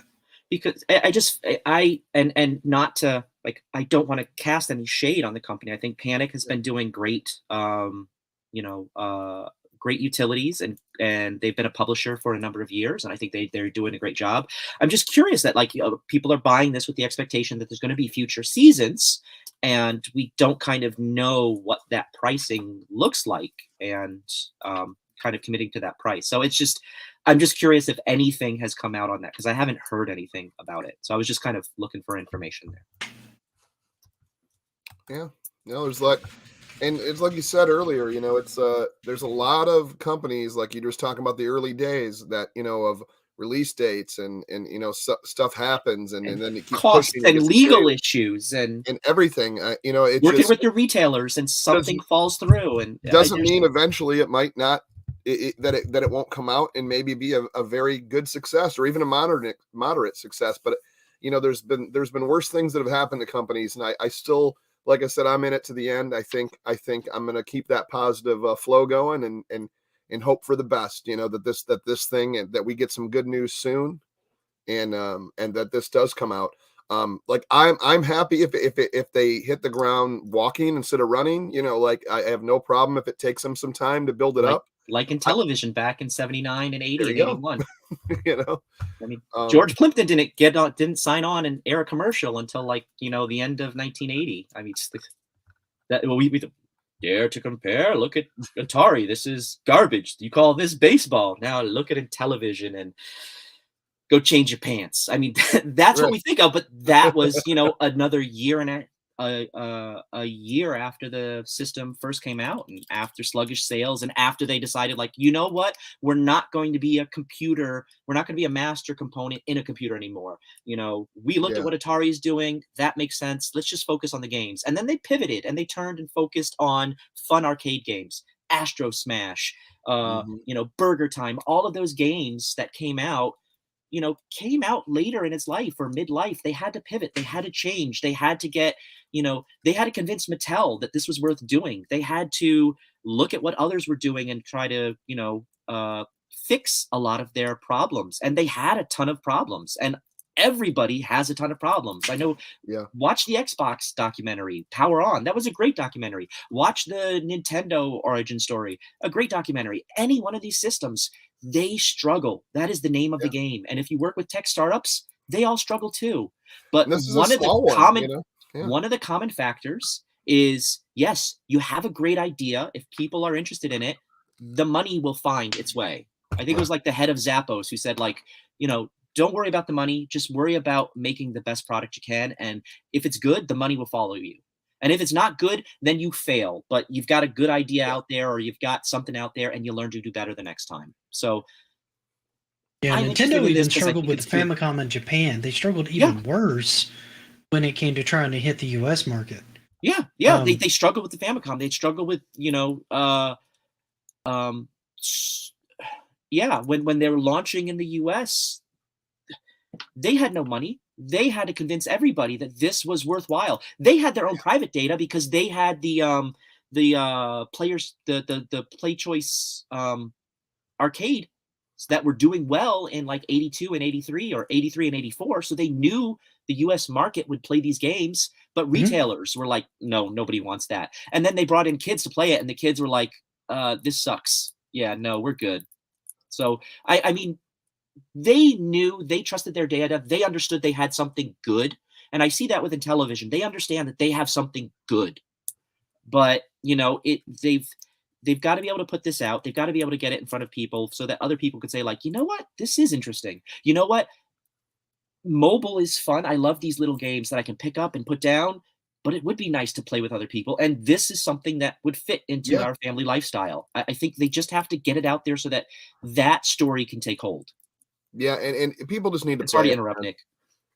People just definitely need to pick it up, play it, and just and I know that's not something that I'm not trying to say that like go and play it and be like, well, how? Well, I didn't know, or I didn't get there in time, or it wasn't in my area. I understand that. I'm just saying when you eventually do, I think that'll be more understood. Like, oh, okay, this is like a casual game box, or a family game box, or a party box, or the kids go to bed. Well, let's all play a game. Let's play a game at the bar. How about grandma plays bingo on it? It's just kind of that type of thing. It's not a PS5, and it's not a graphics powerhouse. It was never about being a so if you want to make fun of the graphics, that's fine, but it was all about how fun can these games be playing with someone, whether it be a family member or a group of friends. Well, and I think what people people underestimate is the number of people that are always looking for like a new way to engage with something. They're always kind of looking for like a new experience, something new, something a little bit different, something a little bit quirky, and that appeals to a certain demographic, even past the more soccer mom and the more family-oriented group and all these other groups that we've talked about before. There's always that group that wants something different and quirky, and I think this will appeal to them as well. And it's just a fun overall game system. There's so many different things on it that I don't see come together in other consoles that I think it has it could easily carve out a niche in multiple markets just based on that alone. Yeah. E-King says, why have they not revealed the 6th game yet? That's marketing. Yeah, I think that's going to be right when they're ready. Like they know that they're going to get into manufacturing. That's kind of like their little surprise, that they want to release with that. They only have X number of dollars to spend to market this system, and they don't have a million systems to get out there into the public. I mean, if they can manufacture 100,000 of them this year, it'll be a miracle. So you don't want to spend your opportunities that you have, like a big reveal that might get some news, that might get on, a bigger YouTuber channel, to be able to say like, oh, this is just like, here's what I have to show you about. Here's a new system. And for the first time anywhere, I'm going to tell you what its 6th game is. So that's something that is of value to Intellivision. That's why they haven't released it yet, because you don't waste that on us. I mean, we're all passionate. We all love this thing. It's like, why don't you tell us more? Because they only have a few cards to play that don't cost them a ton of money, and that's one of them. Retro Rick asks, any idea on a target date on the release? No, we're all kind of waiting on that. I really have no clue. It all depends on the news they give us after this negotiating with whoever they're negotiating with right now.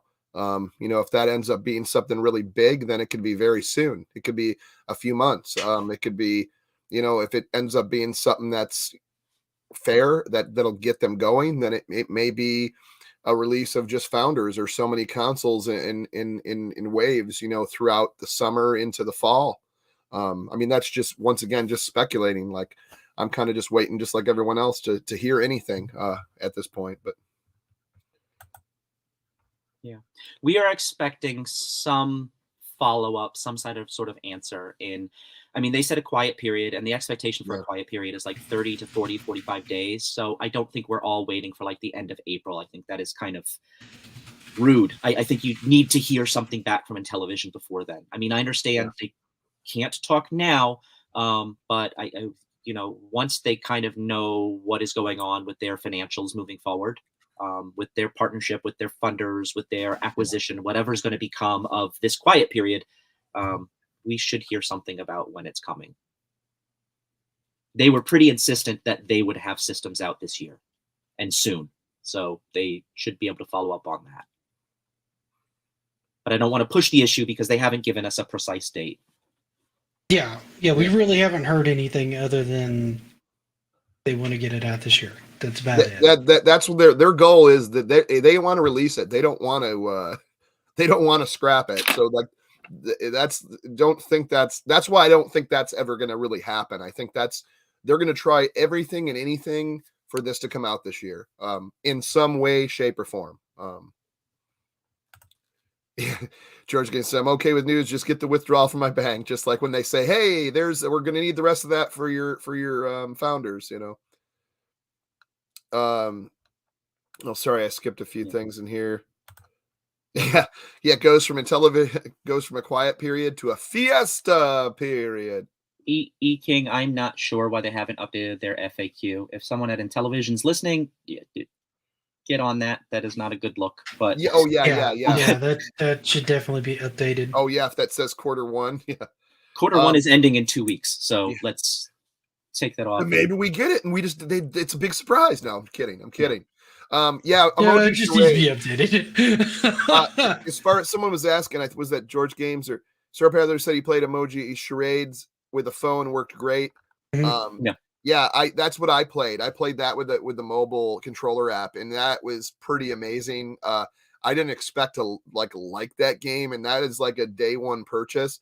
Remember, when you got Founders, you got that $50 gift card, so like you can get $5-10 games, So emoji charades is one I'm going to get right off the bat. That and probably, well, if they have a bowling game, that'd be awesome. But there's a couple retro reimagined they haven't announced that I'd probably want to get to. but as far as that emoji charades, what an awesome, fun group game. And once again, going back, it was a riot at Crayola when they were playing. It wasn't expected. I didn't get to play. Like, emoji charades and mobile. Dude, I was so surprised at how fun it was. It was one of the few ones actually played at Crayola. And with that many people shouting around, you get really nervous on which emoji you're actually going to pick when you're sitting there, because you're going, oh, God. Like, oh my God, I got 15 people staring at me. But talking about what we they're all looking at you like, why does your brain think that way? What's wrong with you? Exactly. but it's going back, we were saying this a few shows ago about having that group team building or group exercises, or just for conventions, bars, get-togethers, family things, just having events. Team events where you have you can have as many people as you want, because it's basically, all right, you guys check the TVs, and then the one person's doing that, and you're trying to guess. It's a lot better. And I understand people go, well, that could be on mobile. Yeah, is everybody you gonna have 15? 2 teams of 15 each, 30 people hovering around your cell phone? Like, it ain't going to happen. This is a great thing that it was translated. Well, you could. I mean, it's just not something that is normalized on mobile yet. And I think like the general public does not kind of realize, oh, you could just get a Raspberry Pi and put all these old games on a Raspberry Pi. Like, yeah, that's a solution for a lot of us. Just get a Raspberry Pi. Most people don't realize that. That's why like the NES Mini or the Super Nintendo Mini sell, that they sold a few million, but it's not something, if it's not something that is in the public zeitgeist and awareness, it's an opportunity. And where you look at all of this innovation in tech is kind of realizing that there's an opportunity, there's something that the public has gravitated to, where there's this concept in one field like healthcare that can be applied to like finance. And it makes a bunch of sense, but no one in finance is looking at it because they're not looking at what they're doing over in healthcare. So it's just sort of merging these two. We all play phone games on our mobile phone, but we don't all think like, oh, there are a category of phone games that I could play with groups of people and it's a ton of fun. How do I do that? Like, we don't know how to do that. It's not common knowledge. So the fact that Amico can be put out and could be this machine that has this public face of, this is something you play for party type experiences. You could do that with some Switch stuff. You could do that with PlayStation. You can do that with Xbox, but it's not something that is common knowledge. And I think that is a niche they need to hit hard and go after, because it doesn't exist, but the potential is massive.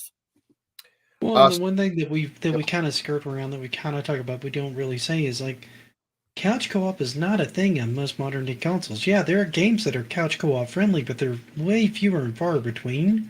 And the perception is what they have planned for on this system. Star Paddler says, do you know that physical games pre-orders are no longer showing up on the website? Yeah. I didn't know that. I didn't, but you could still pre-order consoles there. So yeah, so that answers that question on the that Ekang was answering. Big Daddy Game Studio. The problem is I consult with a lot of organizations that their employees, their customers do not know like what their tech can do. They don't know how to mirror cast their phone to their TV. They don't know. Like, someone in their 20s definitely knows how to do this. Someone who is tech inclined definitely knows how to do that stuff. But a lot Plus of the people multiple, you know, don't understand that that is even a possibility. Well, here's And the it's thing. not, when you're there's no one selling that. So there's no one kind of informing the customer that here's an experience you can have and this is all you have to do. and up to 8-player experience too with this console as well. You know, so you're not going to get 8 tablets, you know, to play a. And I'm not saying just for that game. I'm saying for other games in general. You know, Well, with a game like Emoji Charades, yeah, you can Or a play that on card your game, phone, but you know. your phone is showing you things that you don't want the audience to see yeah, you to don't guess want a on, bigger right? thing. Yeah. So if you were to like say AirPlay your phone to the screen, they're now already seeing what you're trying to do with the emojis, and that doesn't help you. So unless they had a way to separate that, which Apple's a very, very smart, capable company full of tons and tons of big brains, I'm sure they could figure that out. Unless they start working something like that in there where you can cast part of the screen up, then an experience like that would not be the same Well, same as thing it like is on the Amico. Like I Yeah. was any type of thing where it's full on like, well, and now I'm going back to games and not like the trivia stuff, but like I did a revisit on a Moon Patrol, and I pulled up the Android demo and I was playing on my phone as well as showing like the footage. Yeah, that was like an older demo, and it doesn't play as good as because I have played the Moon Patrol on the controller, and it is a lot better experience on that. So I sometimes there might be stuff that looks mobile or originally came from mobile, but it'll probably come to a new audience that maybe don't want to have that solitary experience. They want to do a group experience with everybody having a screen or up to 4 to 8, connected. You don't get that with just one cell phone or just one tablet. And understanding, I do 100% understand you can cast a TV and stuff like that.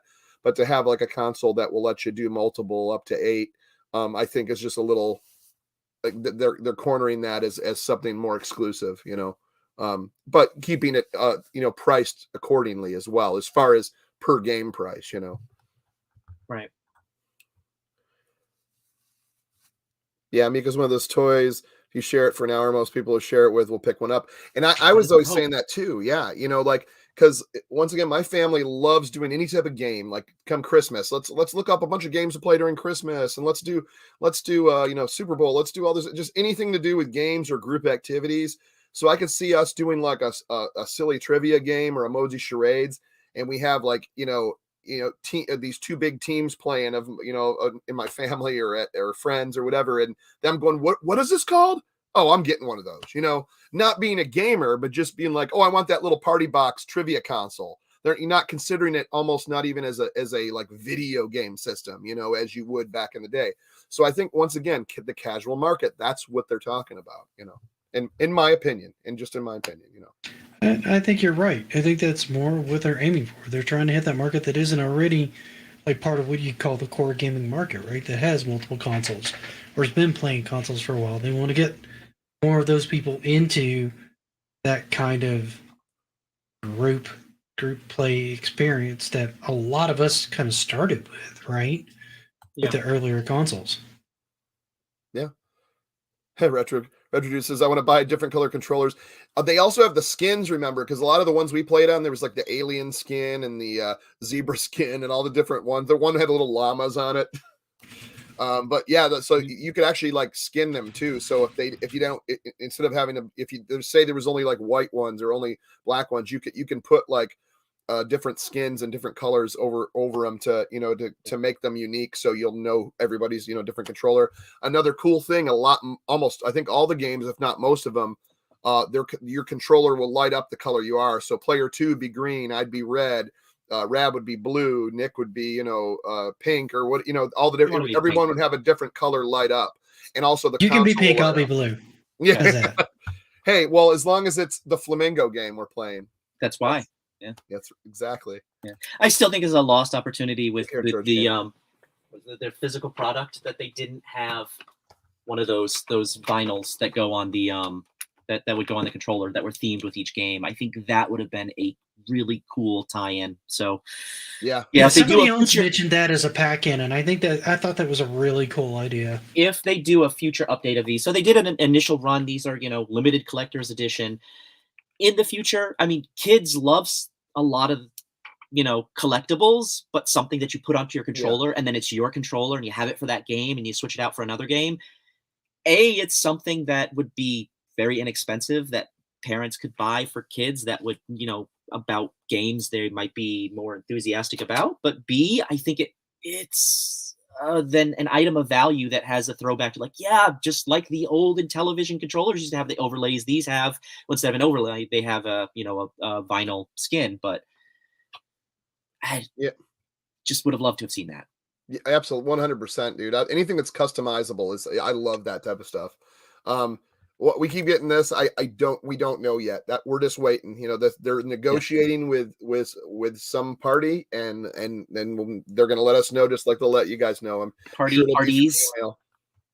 I would sign up to the email for sure through the website, just so you get any updates the company gives us at this point. I love this though. There's a 2-step process that makes us success.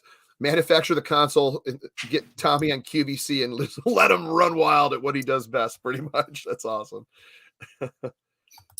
Oh, dude, yeah. Only 250 payments of $1. This is a good point, Star Paddler, because if you remember when Keith Robinson in Intellivision Productions did this back in the day, was they sold these little obscure things that I'm always like trying to collect here. Well, all these little plug and play things. And they sold like 4 million. What even says on there? Like it sold like so many millions. Like even the greatest hit stuff's 10 million sold, 4 million sold. Those that made revenue so they could make the Intellivision flashback. And I think that would be a great idea. Now, mind you, how depending on the finances. But yeah, do a flashback too if it's going to provide revenue in so many months to manufacture Amicos, then I think that'd be cool. But I think right now they're mostly negotiating with someone that's gonna hopefully take it to that level, because right now you got a finished unit and about 20 finished games that are waiting just to be given out, or just to be sold, just to go out to people like us that ordered it or pre-ordered it. And E-King, I can't speak for the company. I don't know what their plans are if they don't ever ship. I don't know that they know those plans, but I would hope, having, sold products to a number of people, that they are, they'd consider if they're putting those games on other systems at that point, sure, then some consideration is taken. But that's really neither here nor there. That's just more speculation on speculation. So. I mean, if I would hate for that to happen. Like I said, I'm in it right to the end, and when to the very end, I'm not jumping ship. But if it ever came down to that, the terrible fate, because we're crazy, we're nuts. It'll never stop. It's forever. No. But if it ever came down to that terrible fate, maybe they could look at something like the codes on each RFID, NFT card, whatever, and say, hey, say it released on PlayStation, use that code and you get the game, or something like that. I'm talking, just speculation. Something that they would be able to arrange, because each of those do have a unique code, a database. Even if they have to shut down servers, they have certain ways of being able to tell. And if someone is fibbing it, I mean, there's only so many fakes they can do before they're like, okay, we've already sold that 12 times for that one that was certainly sold once, so let's just go ahead and shut that down. Dude, if they made the 6-packing game, I doubt it would be this, but if it was Flying Tigers, wow, that's such a great game. But I think it's going to be something like Trivia or a party game. I think with Astro Smash, you already have a shooting type game, even though that is a bottom of the screen kind of stuck shooter. That's what a lot of people think. I just think, like, if they're going to get the variety and show kind of the full range of what the system is, I mean, you figure a lot of people that bought a Wii never bought many other games with it, or only bought a couple games with it. You want to give them kind of a full range of like, oh, it can do this, it can do this, it can do this, it can do this. It meets the needs of all those people, so no need to double dip on any one of those categories they've already done. That's my thinking. And that would be my take on it too, because the whole idea behind those packing games, in my mind, was to give you a sample of the different type of games that you can play on the one from every console. genre. Yeah. So right now they've got one of most of the genres, and I think they're missing. This is our Whitman's foot bath. Right.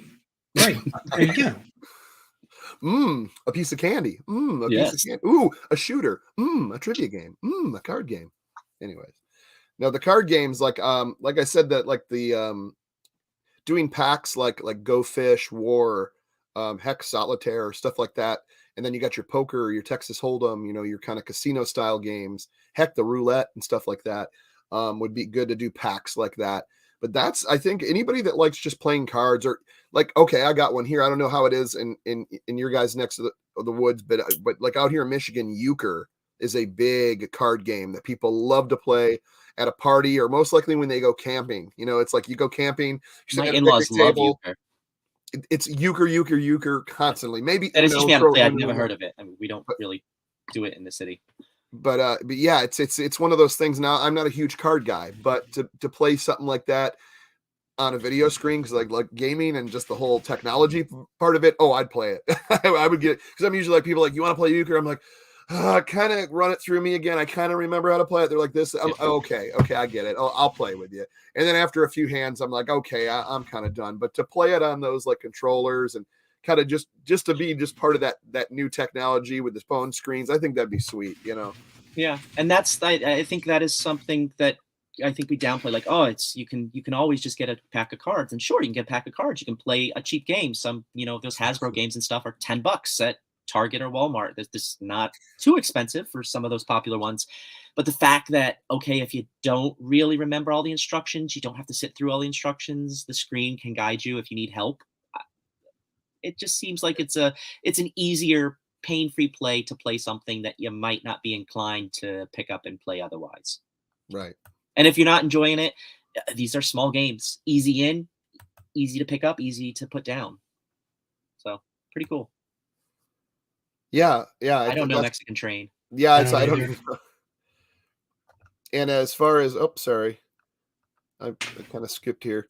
Going back to Jan, the reason is Tommy's kind of just going. He's dealing with family stuff right now, and you kind of know that. Like you were saying, that he's just not doing anything internet right now. I think the last appearance was when he came on Astro Smashed, like I think last month, when we were talking some baseball stuff. But yeah, he's just kind of dealing with the family issues, health issues, and not really turning on social media right now, which is a good thing for him. He needs to deal with that. But that's why I don't think we're going to see any videos right now from him, but he'll be back, man. He'll be Tommy again when everything is, when he goes through what he needs to go through with that. And we're going to give him his privacy on that. Does the controller screen have tactile feedback? Actually, yes. Like on the platformer where you hit the jump button on the screen, it gives a tactile feedback. So it kind of vibrates. So it's almost like you feel like you're hitting a regular button, like you feel, I hit jump, because it boom, boom every time I hit jump. So that was kind of neat. That was for Finnegan Fox, where I forgot that I had to do it twice for a double jump, and people made fun of me. But yeah, that it does have that. So it's kind of neat. So you kind of know that you hit it correctly. You know that you hit that jump button. Lance says a nod to the past. How about a reimagined? Oh yeah. Well, we know Shifty Eye Dealer is going to be in one of those card games. It's obviously not in Monster Spades, but I definitely is going to be in one of those games. Is it Monster Spades or is it just Spades? So I think the monsters are in the Liar's Dice, aren't they? Or is I maybe? I don't. I got to go back and look at it. It's been too long. Oh, that's right. There was Liar's Dice too. I keep forgetting about that. I don't think he's doing on tour. I think they're doing a small show to make up from the pandemic show that got canceled for this. Yeah, there's a single show at the beginning of next month in Washington. I think that's still going on. That's been on the books for a little bit of time. For a long time, yeah. They may be contractually obligated. Yeah, right. Yeah, I was surprised to hear he was going to be doing anything at all because he's been having such a rough go of it. I can't imagine wanting to go out and like do a show. Yeah, right that's now in his the other case. thing too. Right now, I don't know if that's. I don't want to say that's not Thanks, Phoenix. happening, 'cause I don't, but that's a hard thing for him to have to do. Well, thank you, Panda Sub 2000. Have you left the hospital yet? Did you get your tests done? He has not left the hospital yet as of the last time I talked to him. I haven't replied back to him since he responded to me, which he finally did. I'm going to let him sweat it a little bit because I sent him something like, 8 o'clock. No, earlier than 8 o'clock. And then he just sat there being sick, not replying to me. Has his methods. What's really holding? Dan says, "What's really holding the manufacturing up is the touchscreen systems, cell phone parts. Shouldn't they be available?" I personally don't know. That's something I don't know. I think a lot of it is the financing to put it to the next level is what it is. I don't think it's parts. Is at least for the first batch. I'm pretty sure they have parts. If I'm wrong, someone correct me. But that's all I really know. I'm not sure. So there is on one of the lines there is some gum or some substance of unknown origin, and they're just I have no idea. Right? Yeah. I mean, we can speculate. We have speculated about the price of the price of parts and what they were going through to get through like pre-production and what that meant. But to be able to manufacture the numbers that they want to manufacture, there's probably several plans that they have in place for what can we do to manufacture the first 15,000, the first 50,000. What if we get the funding to be able to do like 100,000 for this year or 200,000? So they have multiple questions that they have to answer and different price points for each one of those. So and that all ties into what their numbers look like with financing and the behind the scenes stuff with this quiet period. So we can't give an answer. Right. I don't think Intellivision can give you an answer until they get that answer. I think in the way Phil's working it is he's not gonna just say it just to go, oh, hey, maybe this is happening. When he knows for a fact it's happening, that's when he'll say, this is a date, this is what's happening, this is what we're doing, kind of thing. Yeah, they're not moving forward until they can fund the development of Cat Fighter, and that is. Oh, you mean Cat Fighter? Yeah, they need to find that. You're making flatline again. Do it again. Get yourself out of the hospital, sir. I think they've had I don't know. I'm talking that stuff I don't know about, but I'm pretty sure they have some parts. It's just everything is so up in the air. You got the war going on over there. You got the Ukraine thing. You got the China shutting down again with more shortages. So I don't know. I don't know. I wish I knew. Yeah. Okay. Here you go. There is a ship stuck in I was having that conversation with somebody else when I was watching another podcast, and they were like, well, everything's up and up here. Where are the games? Just bring on the games. And I'm like, you can't apply what's going on in the United States to other countries. Like, we're not in the same situation as other countries. As far as I know, Australia's still in a hard lockdown. Wow. China's going in and out of lockdowns all the time. I thought we were fairly out of the woods over here at this point. Canada, I think, is still under some lockdowns. I think they finally opened up the borders again, didn't they? Yes. Or are they still shut down? Yeah, I'll be going in a couple of weeks. So I hope they haven't shut down the borders, but they've been open.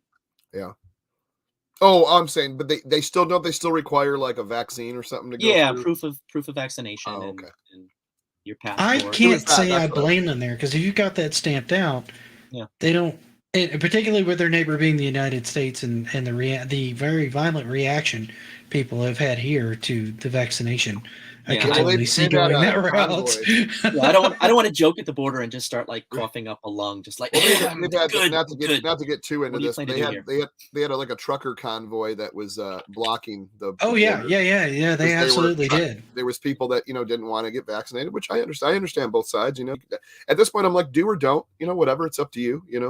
But it was they were like circling and like just had this big convoy going where they weren't going to deliver and were shutting stuff down and blocking the way there and this and that. And I don't think it's going on anymore, but I don't know what the solution was. But yeah, it was a lot of stuff. I don't know that they actually found a solution to that, or if they just said, okay, we have to break this up. Like you guys have to disperse.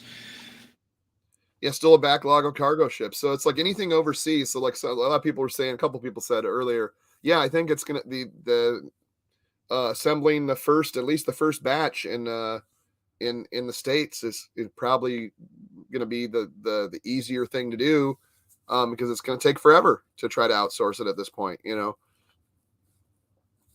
Yeah, it's a question of like appeasing all of those markets too. I mean, you have your founders. If founders have their units, then it's a different story for Intellivision. I mean, it's no longer 27 videos on retro gaming channels about how this is a scam. So that is a big monkey they would like to get off their back. Yes. If you can get all of those VIPs and people who order directly from Intellivision, then people who have paid you up front are paid. Okay, you still have your retailers that have ordered a bunch and they don't have theirs yet and they don't know when they're getting, but it's easier to talk to retailers in a meeting than it is to try and communicate to 10,000 gamers that are like, I don't have my system, I was supposed to get this in 2020, I don't care about what happened and your struggles, I've waited long enough.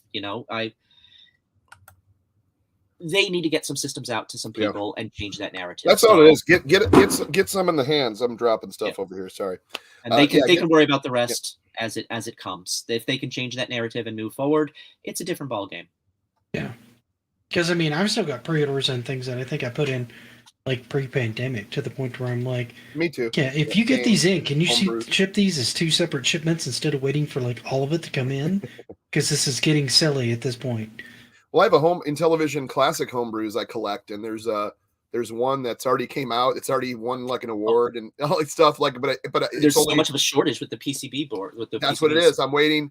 They were like, well, we'll give you the ROM. I'm like, I don't really have anything to do a ROM on, and I appreciated it, but I was like, no, I'm completely fine if it takes I ordered it. It's been almost a year, I think. And I'm fine. I'm like, as long as I'm still on the list, that when those boards come in, that you can do that. They're just having a shortage, just like everyone else. And think about that; they're only doing like 100 of these things, like let alone thousands that you need, But so they're having a hard time. But yeah, I'm good waiting till it comes out. Like my shelf will be waiting for it, but I already paid for it, And I paid full price for mine too. I didn't just put a deposit down. See, I just got the deposit down on mine, but I mean, if they asked me to pay full price on it, I'd be like, yeah, okay, sure. Because I did that on this other order that I've had in longer than I've had the Amico in pre-order. Yeah. And I still don't have that yet. Yeah. Hey guys, could I ask that we kind of change the topic off of the discussion about the vaccines in the chat? I fully endorse everybody having their platforms to talk about it. I just know that our chats and our videos tend to get a little bit of harassment for if they're off topic or could be misconstrued as misinformation. So if I'll take some of the responsibility for starting that. My apologies on that. No problem. I think it's in the news everywhere and we're all talking about it, and I think we should be able to talk about it. But I know that the Amico community tends to get a little bit of never, no way. Everybody's very civil to one another. Everyone gets also civil and cordial, and we never make videos about each other or have arguments. It's just all smiles and rainbows. Matter of fact, I saw some unicorns the other day. No way. Some kitty cat fights. Yeah. And yeah, let's if everybody could just play Cat Fighter. Thank you guys.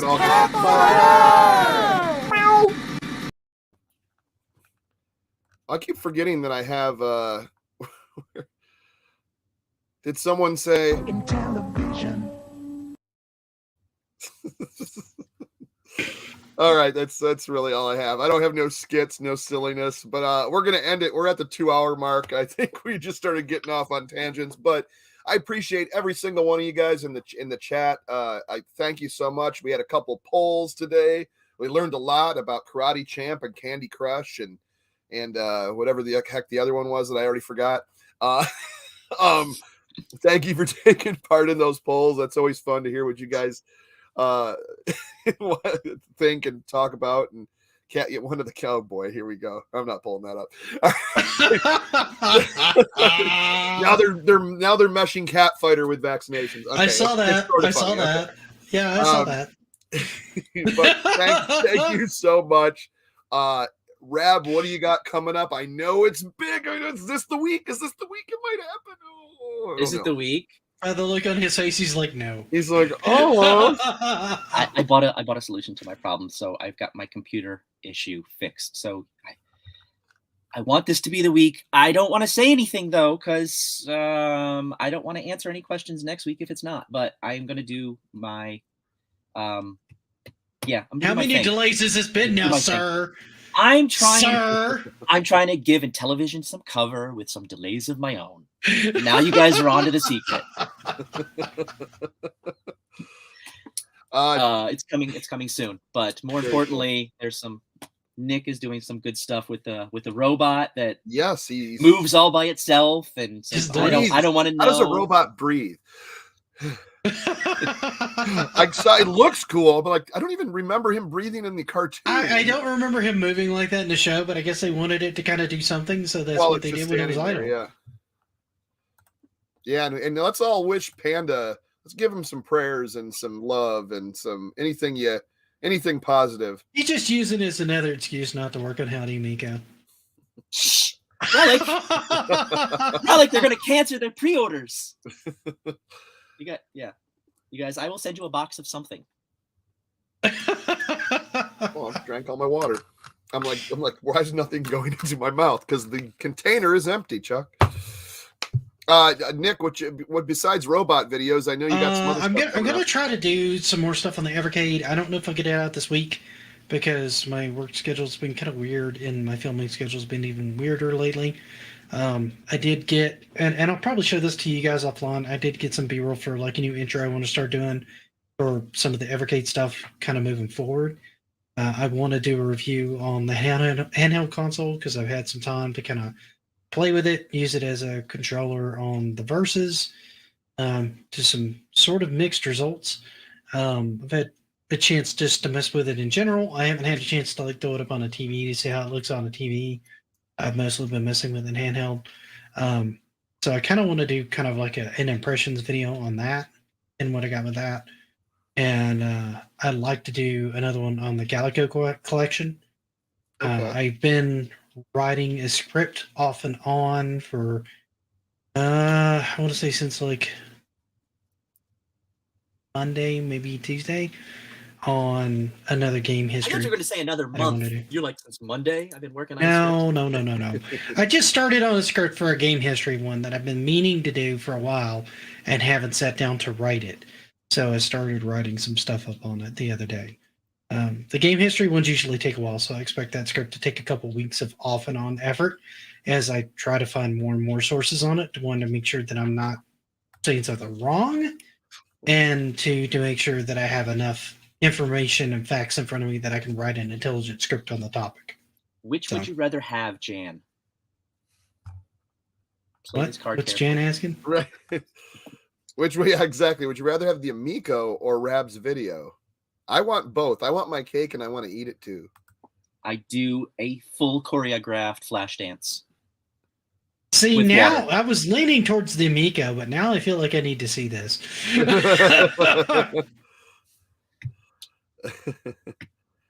Yeah, 2 weeks till you can order pre-order. I absolutely will, Lady Ventress. Thank you very much.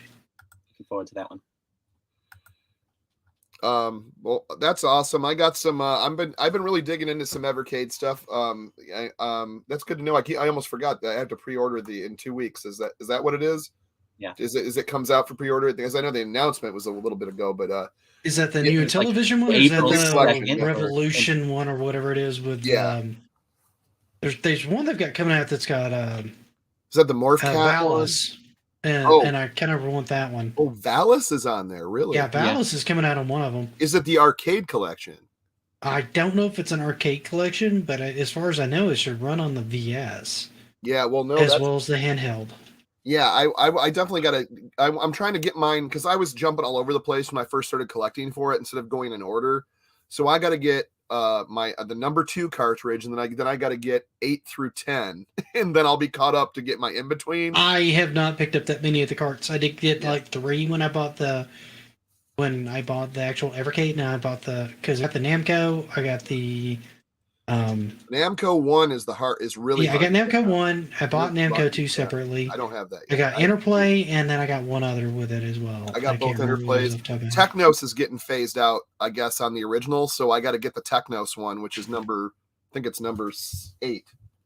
Yeah, that's my 10. 8, 9, 10 that I got to get. No one's got that. There's no one in the vicinity of us that would ever have that card exact. What? 10. There it is. But anyways, yeah. I don't know how Papa I think the does it. Technos one I have is the arcade one. I don't think I had The arcade one too. I need to get. I want to get all I need to start getting all the purple ones because I'm like, at least that's a smaller thing to strive to collect. Yeah, I think there's only like 6 of those or 5 or something 6, like yeah. that, 4 or 6. But yeah, so I got a bunch of that stuff coming up, and I'm also doing a lot of turbo graphics, and I'm starting to do I'm bored, so I'll get on around like 12:30 at night and start streaming like just random games. Mostly it's When you turbo graphics. streaming? Because I haven't caught your streams. I Yeah, can I've barely been keep up starting to with your stream. uploaded content. Half the Yeah, time I've I been don't even doing keep up way with too that. I many catch a videos. video here and there and go, yes, I finally got to one of his uploads. I've only missed 30. What the hell? Yeah. Oh, yeah. Morph Cat comes March 31st and Intellivision 2. Okay. And Renovation Collection drops. Renovation, that's the one. Okay. Yeah. And then, the Renovation one is one that I'm kind of really looking forward to. Pizza. Same. Anybody? I love it. Well, anyways, thanks to the panel. Thanks to everyone. Please hit that subscribe. I probably should have said that when we were at 80 people, but I will hit subscribe and hit a like and to all these great channels. And I appreciate everyone. And we'll see you next week for whatever. We're going to do some more polls, some more talks, some more speculating as we do. Heck, maybe we'll have some news. Maybe we won't. We don't know. But we'll definitely. Either way, there will be Catfighter. Oh, definitely will be. Oh, shoot. See, I really need to just be on the button from now on. Man, Thanks, everyone. Thanks, everybody. See ya.